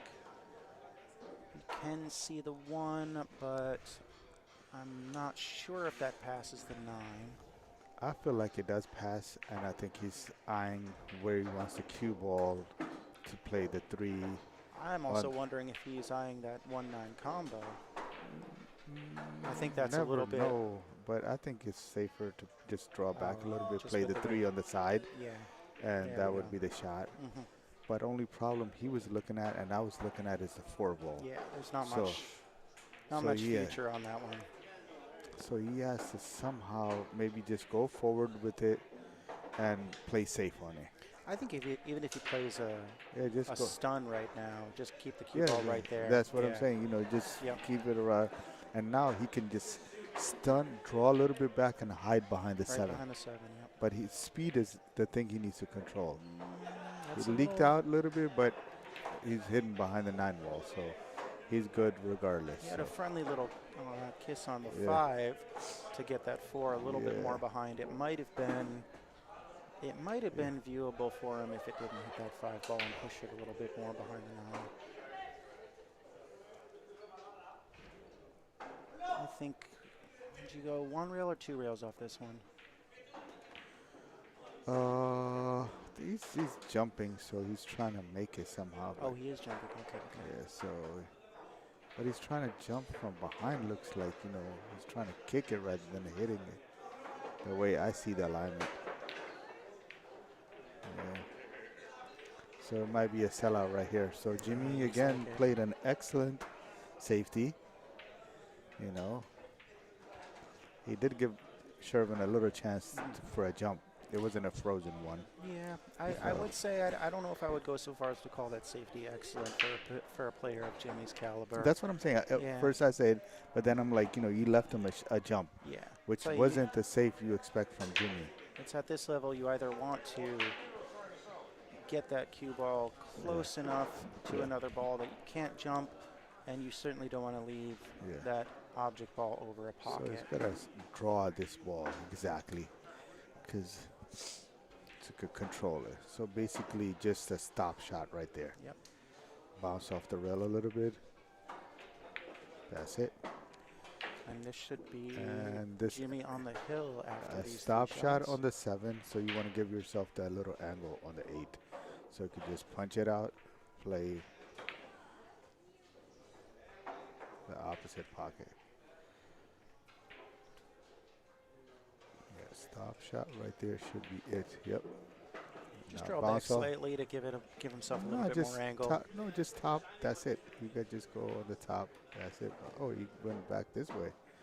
Wow. I mean, there's a lot of different ways you can handle that shot. I mean, this, you know, with him, he shouldn't have a problem, but that puts him on hill, looks like, right? Jimmy is on the hill after winning 6 in a row.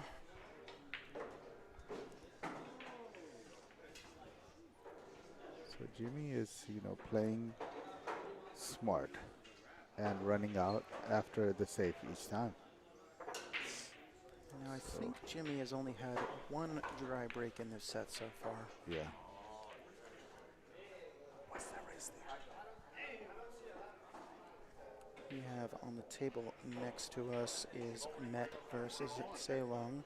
Met going to 9 and Ceylon going to 5. And it is currently 6-2 in the favor of the Elder Ragara.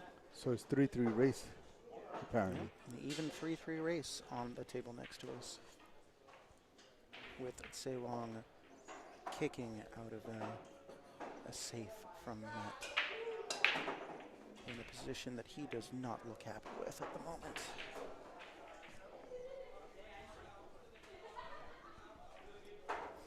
Meanwhile, on our TV table, 1 drops on the break as well as the 8 ball. And Jimmy's got a clean look at the 2 in the side. He's going to go down. Exactly, yep. That's another keeping it simple shot. Exactly. And he might say, just for the sake of it, call the 9 in the left pocket. But no. Nope. So he's just looking going to to draw back. around it. Exactly, just draw back. And actually, he got a perfect angle. Just got to pocket this ball.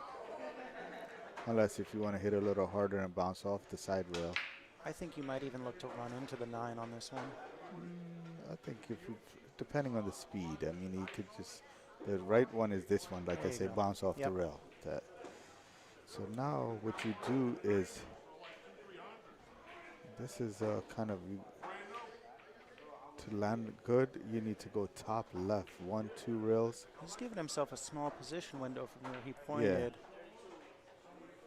So from this angle, I would go top left. I think that's what he was indicating. Oh, nope, he's going This one? around it. No, but I mean, I saw this one, but the thing was, like, I thought he would have a little steep angle on the 6 going this way. So I would have chosen the other way. It is a steep angle, though, with the, we play a lot of low right.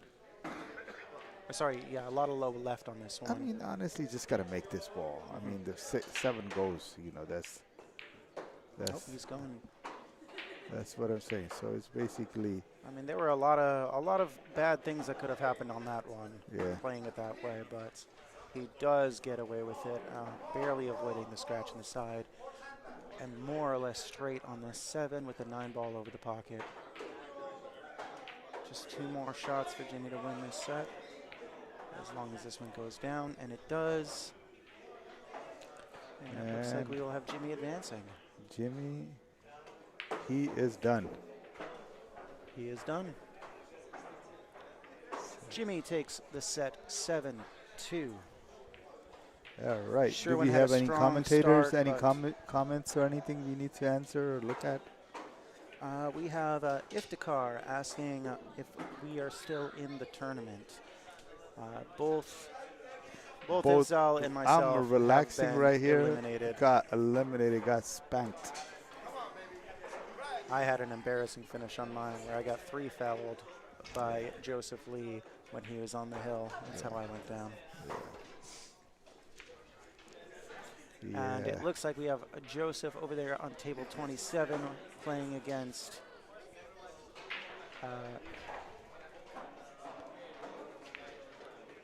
So my problem was, like, you know, we talk about like a older car needs a little bit extra warming, right? So that was my issue. I got here late, so I didn't really get to hit many balls.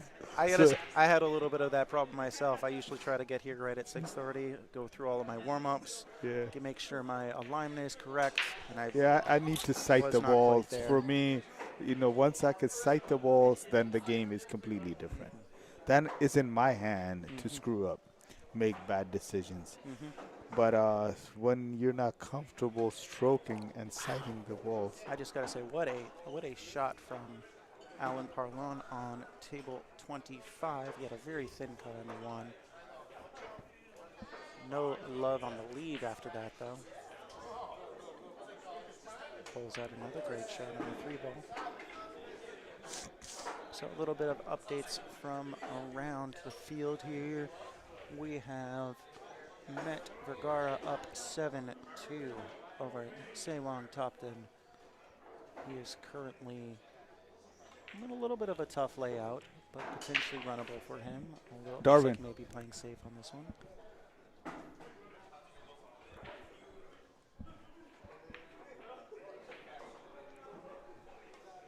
We're going to try to switch the camera to that table so we can show you guys till we have another match on this table. We're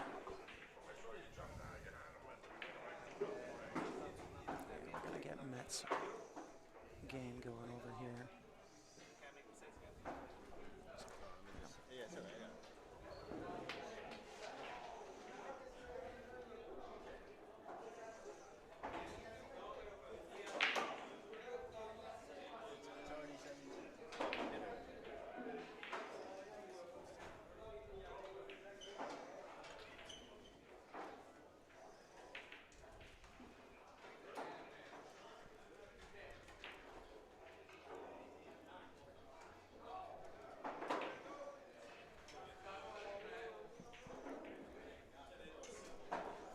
Temporary change of our streaming table. We're now going to be looking at table 25 for that match that you've heard us talking about just off screen of Met Ragara versus Sarah Topton. And this is going to put Matt on a hill. What you Routine said earlier 9-ball was for him. 9-5 race, you said, right? Yes. So this would be 8 for Matt. So Matt needs 1, and Savon Topton needs 3. So he's looks like in a bit of a trouble. He would need a little bit of a miracle to survive this. I would say so with the way Matt's been playing today. Yeah. So far, Matt is right on his game. Just made one mistake with the last match we watched out of his race to whatever it was 9 or something. So Yes. And Met has been on the record as saying that the break shot is the most important shot in pool. I think he said it's 65% of the game. Yeah. And I think that's where it lies for him in his level. As long as he has a decent much break, better break. Because put the a last lot one, of power behind that one. Yeah.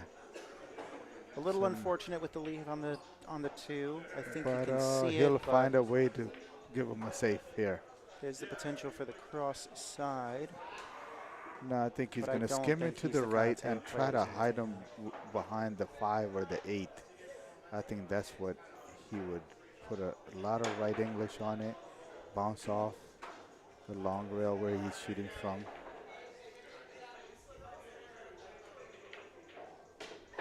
He did play for that cross side. He did. I think he was listening to you.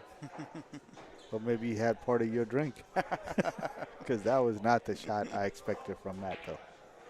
I can understand, though, being in that position when you're on the hill and yeah, your so opponent needs actually, 3, exactly. you can deserve to play a little, or you Little can loose. afford to play a little bit aggressive.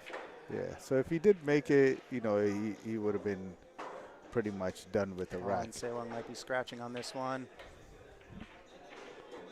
And Narrowly avoids it. But no point in it. It's right in the pocket. He's hidden. He's now pocket hooked on this 2-ball. And if he doesn't hit this ball, he's done. He's going to have to go with a masse. I don't think there's really a masse there. But there's not really much in the way of kicking angles either, with both the 7 and the 8-ball blocking what I believe are the natural paths. Oh, wow. He almost, but I think this is going to be all she wrote. Only thing is from 3 to 4, but 4 passes to the pocket on both sides, so it doesn't really matter. Because I was thinking maybe the 8 is blocker, but no, it's not. No, he's got a clear path on both sides. Yeah, so. He can kind of take his pick on wherever he wants to shoot. I mean, the better one would be where he landed. You don't need to worry about, Just a little roll forward for the 4 in that left corner. Yeah.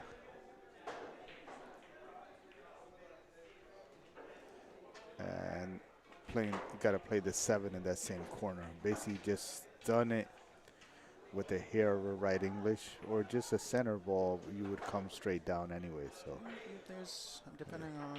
Yeah, center ball hit is actually the best. Yep. So you just come straight down. Yep. Pocket the 7 in the same pocket. What you want to do is roll a little bit past it so you have angle on the 8. So bounce off the rail and have that angle. Excellent. That's it. Now you just got to run it to the rail with a little bit of a right English to line up perfectly straight for the 9. That's it. 100% right on. He is straight in. And he concedes. I'm going to shoot it anyway, though, because why not? All right, so Matt closes. So you guys got to watch another match. So who does Matt play next? Jimmy is he or he is Jimmy? Ooh, that will be... Matt will be playing the winner of Joseph Surreal and Neil Rohel, which is currently happening on table 26. And it does look like we have... Could be having a turtle against the chipmunk. I'm telling Matt you called him that. Joseph is a turtle, man. Oh my God, that's a torch. I do have to say he's been playing a little bit speedier these days, but I he actually just joke misses. around with him. I tell him too, but no. Last other match I was watching, he was back to his old self. So it was like. I think it depends on the day you catch him. I think most of the days he's like. But a bit you gotta catch him on a good day where he's like a little active. But a bit of a shock from round 2. We had Tony Kuo upsets Darwin 6-3 in a 6-7 race. Wow. So it is Tony Kuo playing Colin Kelly over on table 33.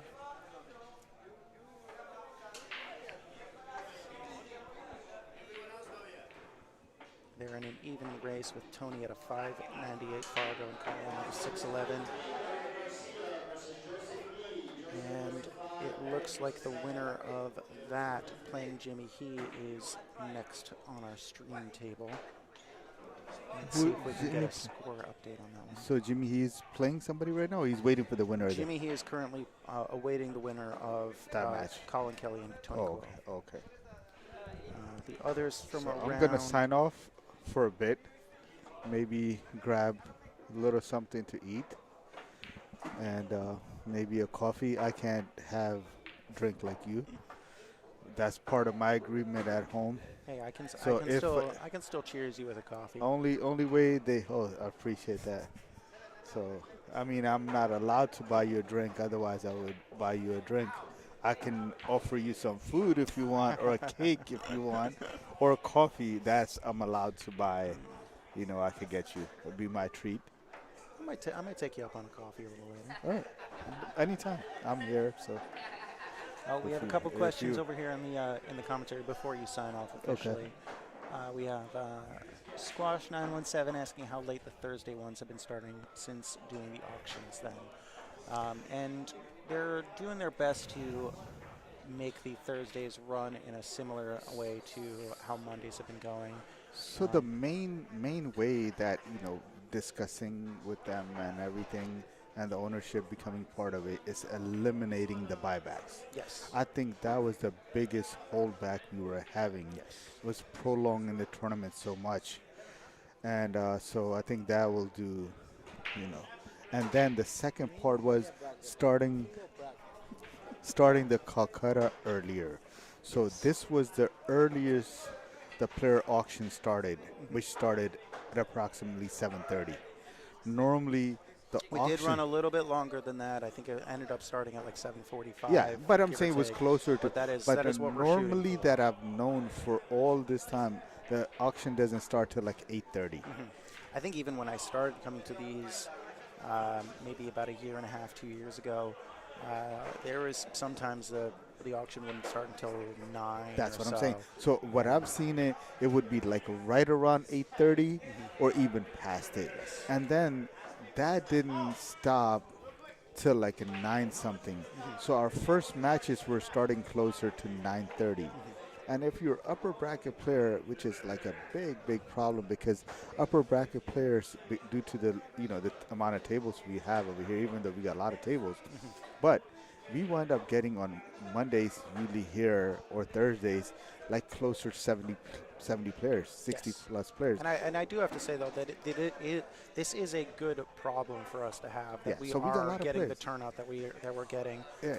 That it is going late. And So what happens is, the upper bracket players would not get to play their first match till up closer to 12, and most time 12:30, 1 o'clock playing their first match. yes.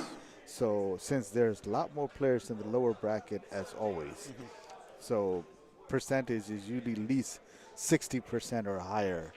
So that's the.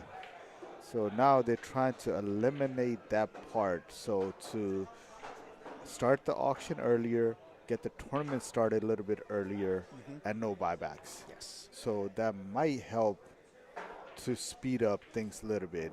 And I think it's necessary because for a working person, a lot of times since my work has been, been a little bit slow, I've been able to make it, but I was skipping the Mondays because what it is start of the week, and I would wind up staying here if I'm not eliminated earlier. Even once I got eliminated match right before the money, and it was 3 o'clock. Yes. So I'm leaving here at 3 o'clock with nothing. Those are the most frustrating days when you're here that late and then leave without anything. Yeah. So then getting home like closer to 4 something before I'm in the bed. And for my work, I got to get up like 6:30. So not even getting like 2 hours of sleep, and first day of the week. So it's like your whole week is ruined, basically. Can't catch up with the rest. And somehow Mondays are crazy at work. So which is just a testament to the dedication and determination of all the players that we have here, that they are willing to come out under those conditions, and make a great event every week. Genuinely. It's just love of the game. I mean, Absolutely. once you're, part of this game, it's like you can't get enough of it, And tonight I was just checking, we have 54 players. There's 29 in the lower bracket and 25 in the higher bracket. So it's the most even pool that I think we've had in quite some time between lower and higher. Honestly, like this is the first time I've seen less than 60 players since like Monday tournament. And I think one of the reason being is they increased the fee a little bit, and the buybacks were a little bit of expensive, so that took out few players, with the budget restraints, and also people were worried about the time. So finally, trying to figure out the best way to go around it, and I think this was a perfect start by starting the auction a little bit earlier, so that way we could get the tournament going a bit earlier. So And we're just I going hope to that answers the question. And if there's any other question, we try to help. Well, the other comment we had wasn't necessarily a question, just you know, reiterating I think what we were saying earlier. When Met gets his break working, he's very tough to beat, which is absolutely true. I do find that like watching Met, at least from the sidelines, it's most of his wins come down to whether or not the break is working. Exactly. Right, And as long as if he drops the ball on the break, and even if he doesn't really have a shot on the one and he can see it, the other player is going to be in big trouble, because he's going to play it safe. Yes. So the main thing is dropping the ball on the break. Other player has to pray that Matt doesn't pocket a ball on the break. So things get a little bit more complicated when you have to deal with the push-out situation. yeah. I mean, I hardly ever seen Matt push out. So, huh? You got the field with Bobby? I know you got the field. I didn't have it. I was getting confused, right? When I talking to you. So, but after like spending like half an hour with him listening to his BS, he's like, oh, okay. But I didn't really want to buy it for that. But I didn't know everyone was in the field. I thought Darwin wasn't even in the field. It was Darwin and Leo and everyone who came in late. I didn't know either So we're just getting your scoring set up for the table we're currently watching on No way everyone played against each other. 'Cause the field was table all separate in 25. every single side. We have Louis Calci at a 546 going up against Alan Parlon at a 539. They're in an even race to 7. I believe Alan is up 6-3. I had something to eat. I ate already. What did you eat? Carom chicken.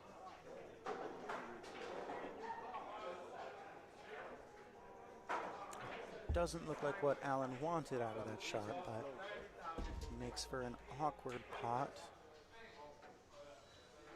for Louis. I think he will be up for playing aggressive on this one.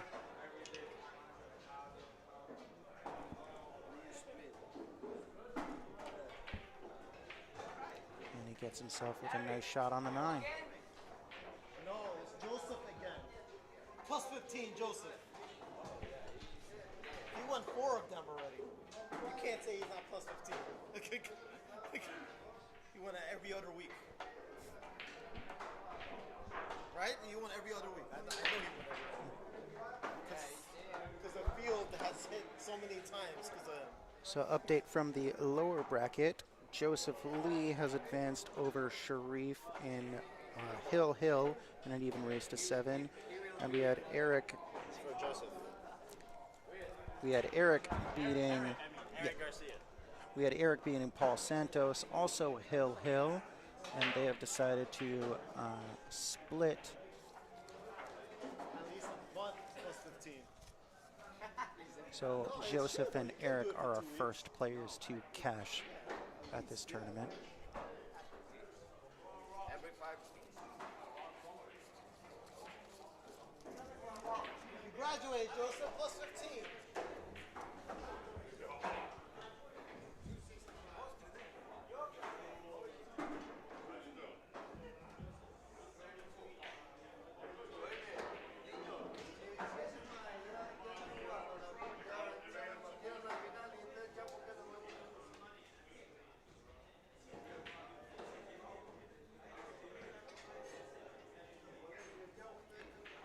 Squash, the entry fee now on weekdays is $35 on Mondays and $40 on Thursdays. At least that's what it was for this past Thursday.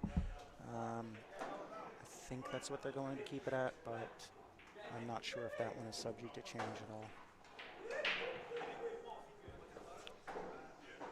Be doing solo commentary for a little bit. Well, if Zal takes a break, maybe I can rope Wilfredo into commentating with me a little bit. What do you say, Wilfredo? Do you want to commentate with me a little bit? Jump in the commentary booth with me? I got no money in anybody, so.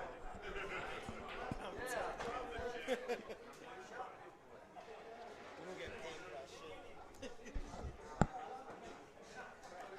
A little bit of a wild shot there from Luis. Might have gotten away with it. I think he's at least partially snookered behind the 9. So Allen reaches for the short cue.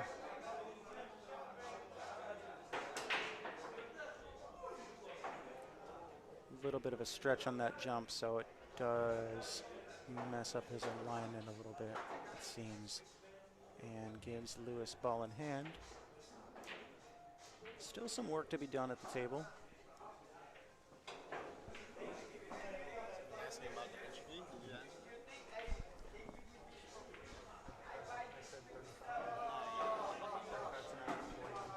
Yeah, 35 on both days now. Oh, so a little bit of a correction. It is going to be $35 on both days.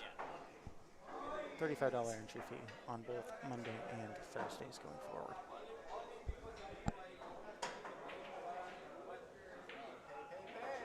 Never betting with you again. I'm always fucking losing any bet. The hell, bro. That shit don't matter. I think he's going to have to spin this I 5-ball became a in. snoop. I don't want to be a snoop. Yeah, that was a bit of a tough pot. That shit is like incredibly rough, yo. In a casino, if we go together, I lose. If I don't have that out of money, you come back. Yo, this shit is like a Allen's stuck first against the ball. rail, but I Is Allen in the field too?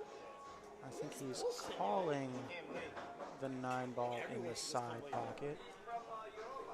Well,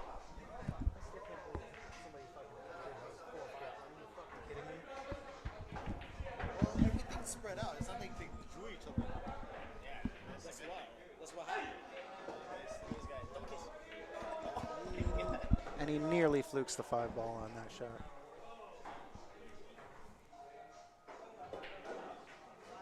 Should be expecting a safety, locking behind the 9-ball. And I don't think quite as close to the 9 as he would have liked to be, so Allen should have a pretty routine 1-rail kick out of this one. Might have to watch out for scratching in the side, the left-hand side pocket. But I don't think anything too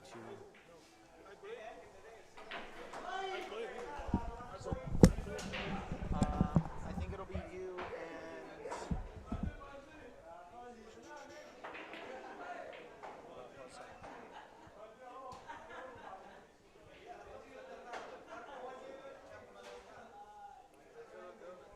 it's waiting for the winner of table 33.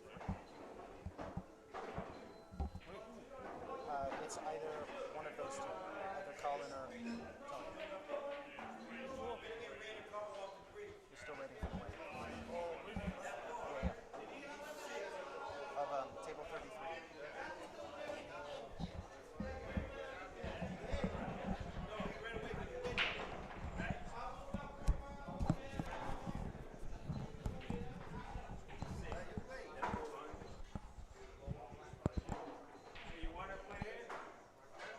So I had a little bit of an interruption there. We had Lewis running off the table. It looks like he needed to grab his extension. It's going to be stretched out on this 5-ball. With that 6-ball close to the side, should be looking to play up and down.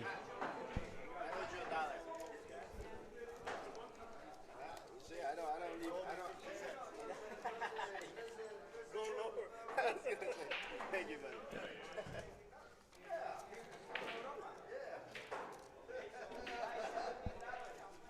Do you want to jump on with me?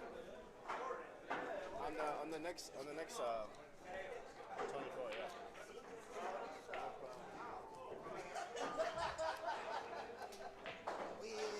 20 from the James game.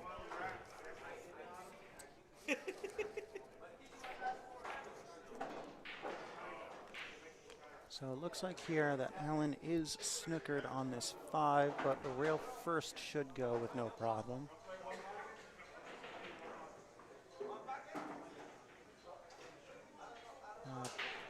unfortunate there. Not really where he would want to be, but can still pocket that 6 in.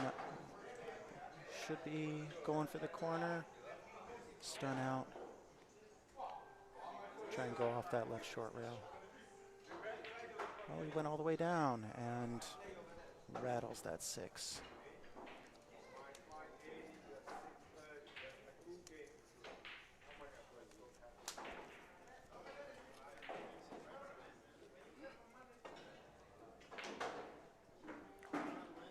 Not a bad out from that position.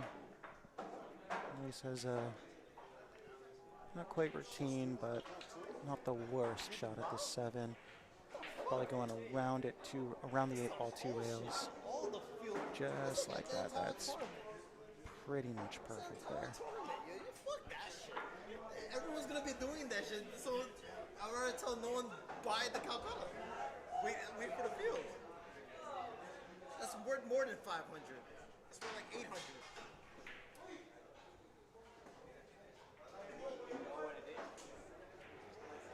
You shouldn't allow any people to fucking join on that league then. You shouldn't allow people to join that league. Because everyone could intentionally just go late. I could tell Duke to come later, and I could tell Leo to come later. They didn't come late. Yeah, Leo came late. Gamboa did. Well, yeah, he called And me. Steven came late. Steven Ma. Allen came late. What? Did you tell me they didn't come late? Exactly. I remember. Routine shot at the 9 ball for Lewis to get himself back within If that's the 1 case, rack. I'll tell intentionally people to come late and then buy the field. It's cheaper that way. So what's that benefit? And we are at a 2-1 race. Allen is still on the hill They came in late. They're gonna be. with Lewis breaking in rack number 12. Cheaper price. It's a cheaper price. You got like For you, but for them. 19 people in the field. It does occupies the entire bracket. But for them, what they gonna get? If they come in, you know. They're gonna. It's stupid. It's stupid. I'd rather just do side pot. That's it.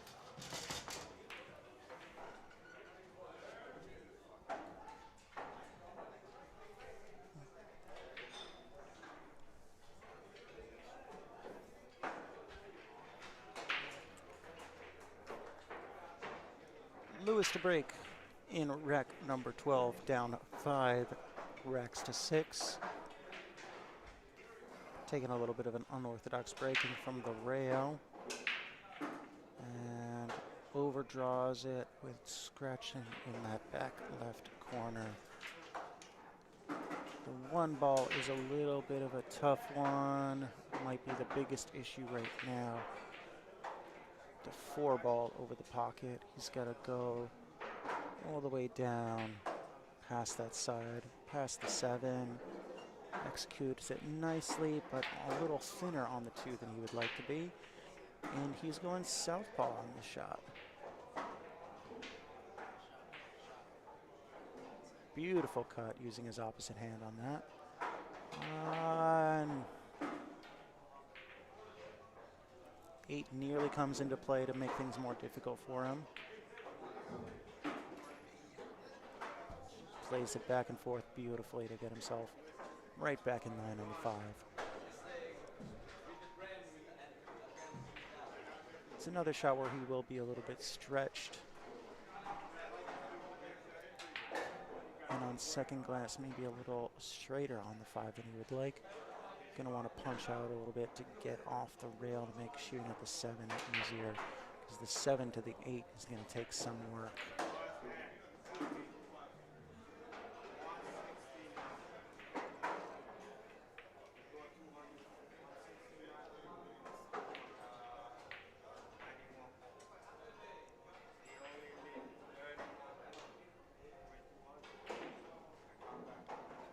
Play some low right, fully come off 2 rails.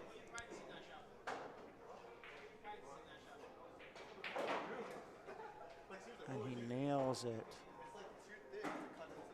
Well, I think that 8 ball is off the rail, so should leave him some options to get good position on the 9. Definitely straighter on it than he would have liked to be.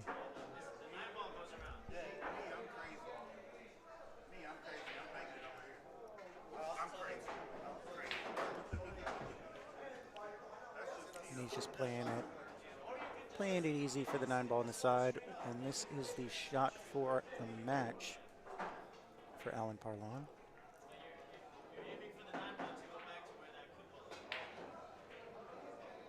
And he drills it.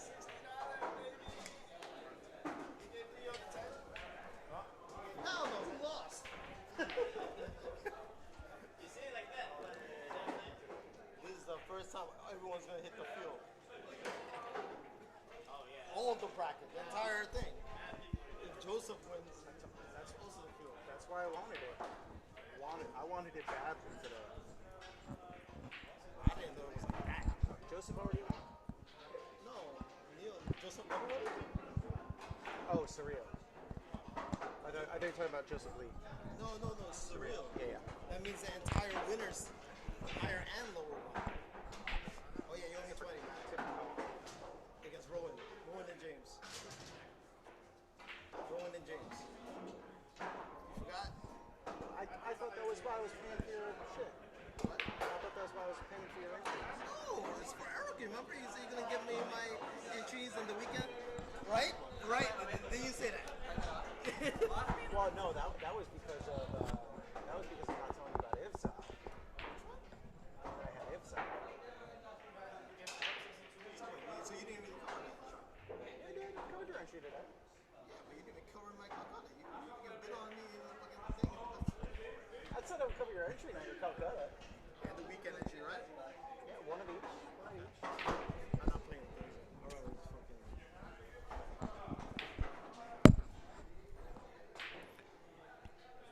So we are currently waiting for our next stream table match.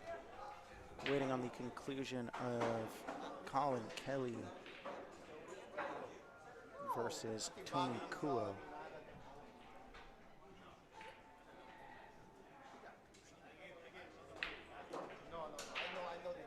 We'll see if I can get you an update on the score for that one.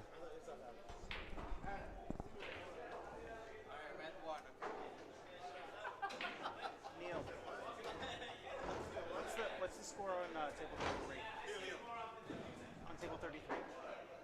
Sorry? No, current score on table 33. Real. When you say 4-4. 4-4? What? March 23rd to 29th. Colin Kelly and Tony Kuo are I already currently booked my shit. 4 days. tied 4-4 in a 7-7 race.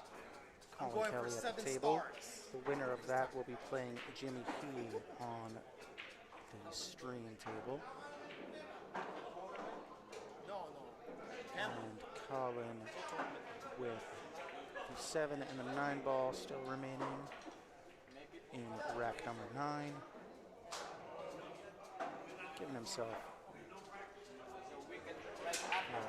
and his opponent has conceded the 9 ball in that rack.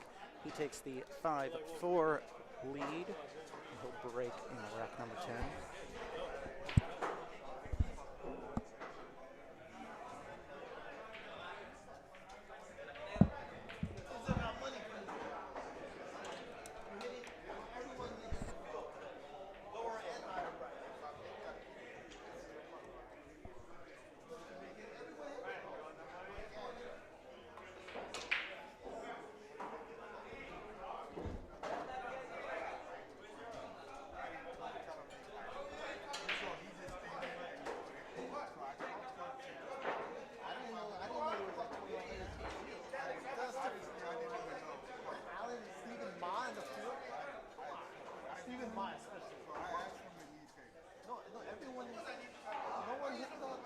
Everyone hit the field.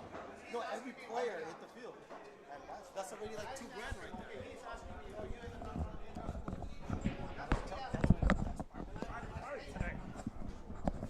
No, you didn't tell me everyone's in the field. I thought you knew. No! If I knew everyone was in the field, I'd have fucking bid on it. That's why I bid 450. You didn't bid on 450. I didn't know everyone was in the field, though.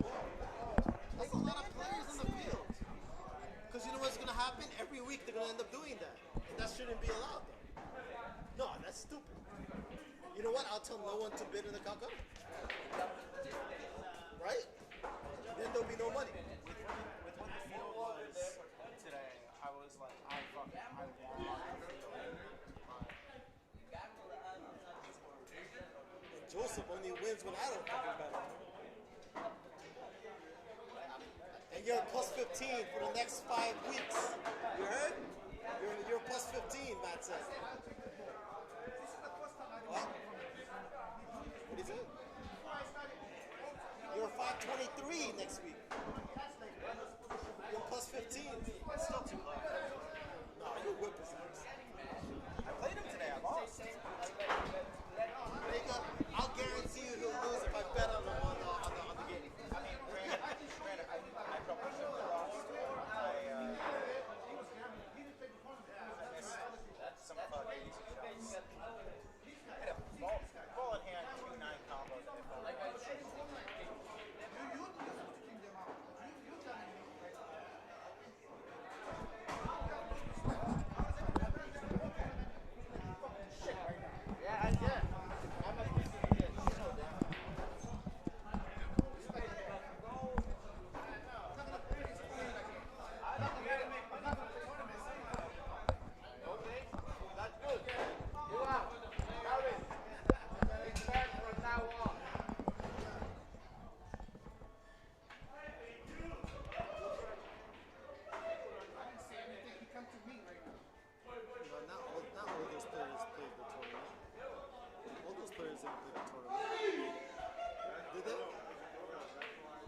What's up?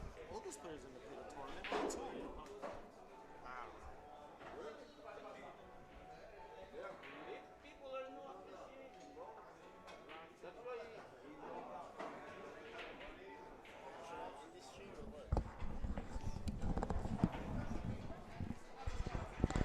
Yeah, Harry, we're currently waiting on the winner of Colin and Tony to see who plays on the stream table.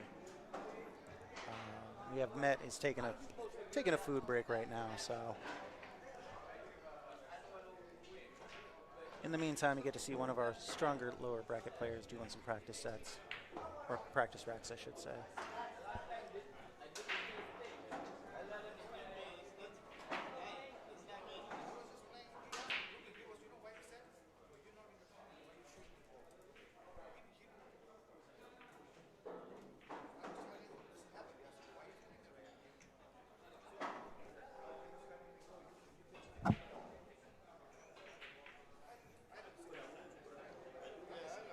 Tony's currently on a decent run right now. He's got 5 balls left on the table to try and even it up.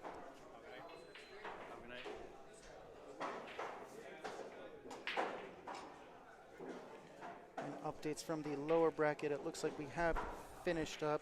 Stephen Ma defeated Kendall Nunn 7-5. Alan Parlon, who we just saw on table 25, advanced class Luis Calci, so they have decided to split. So we have our 4 winners from the lower side: Stephen Ma, Alan Parlon, Joseph Lee, and Eric Garcia Molina. Still waiting to resolve things on our higher bracket side.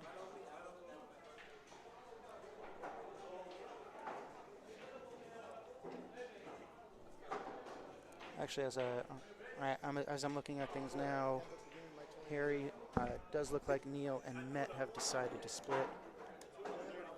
So we'll see if the winner of Colin and Tony decides to split if they want to play it out.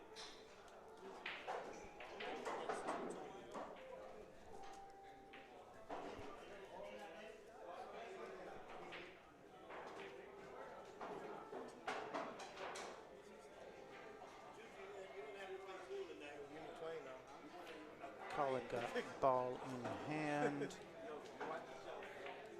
He's got the 8 and 9 remaining.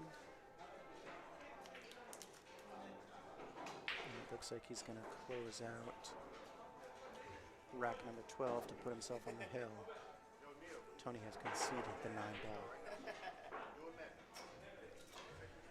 So Colin will break on the hill in rack number 13. He ain't gonna play. He ain't gonna play. He'll throw his match.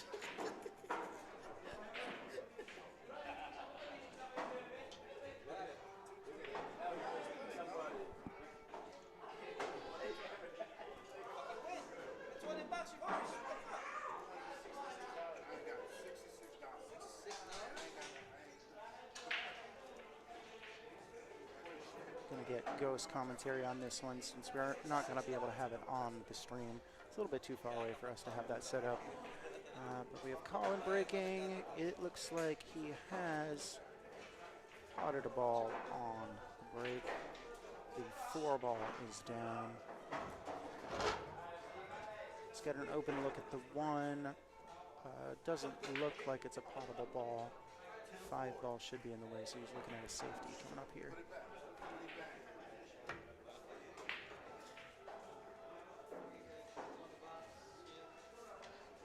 Not the best safety there from Colin.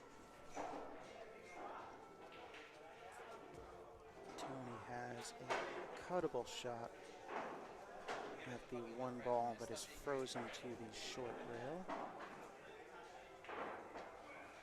Looks like a rather messy out for him though if he does try to run it. 1 ball drops, but he has contacted the 9 and might have gotten himself snookered behind the 6 for senior 2 ball. What the fuck is this? What are you doing in the fucking mic?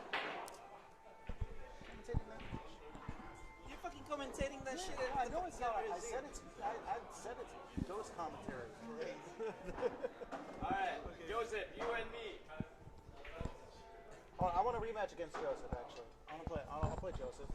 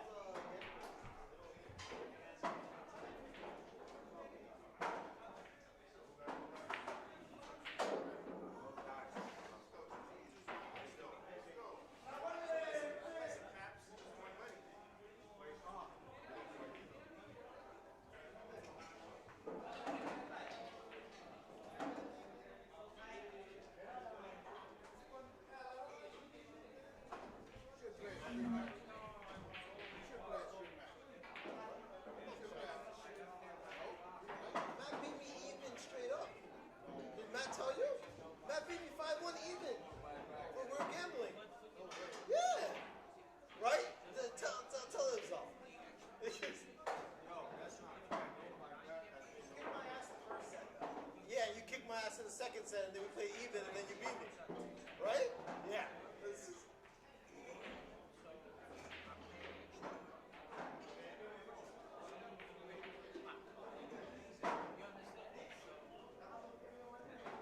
Alright, donate money to the casino, then fucking gamble in the pool match, and I end up breaking my cue.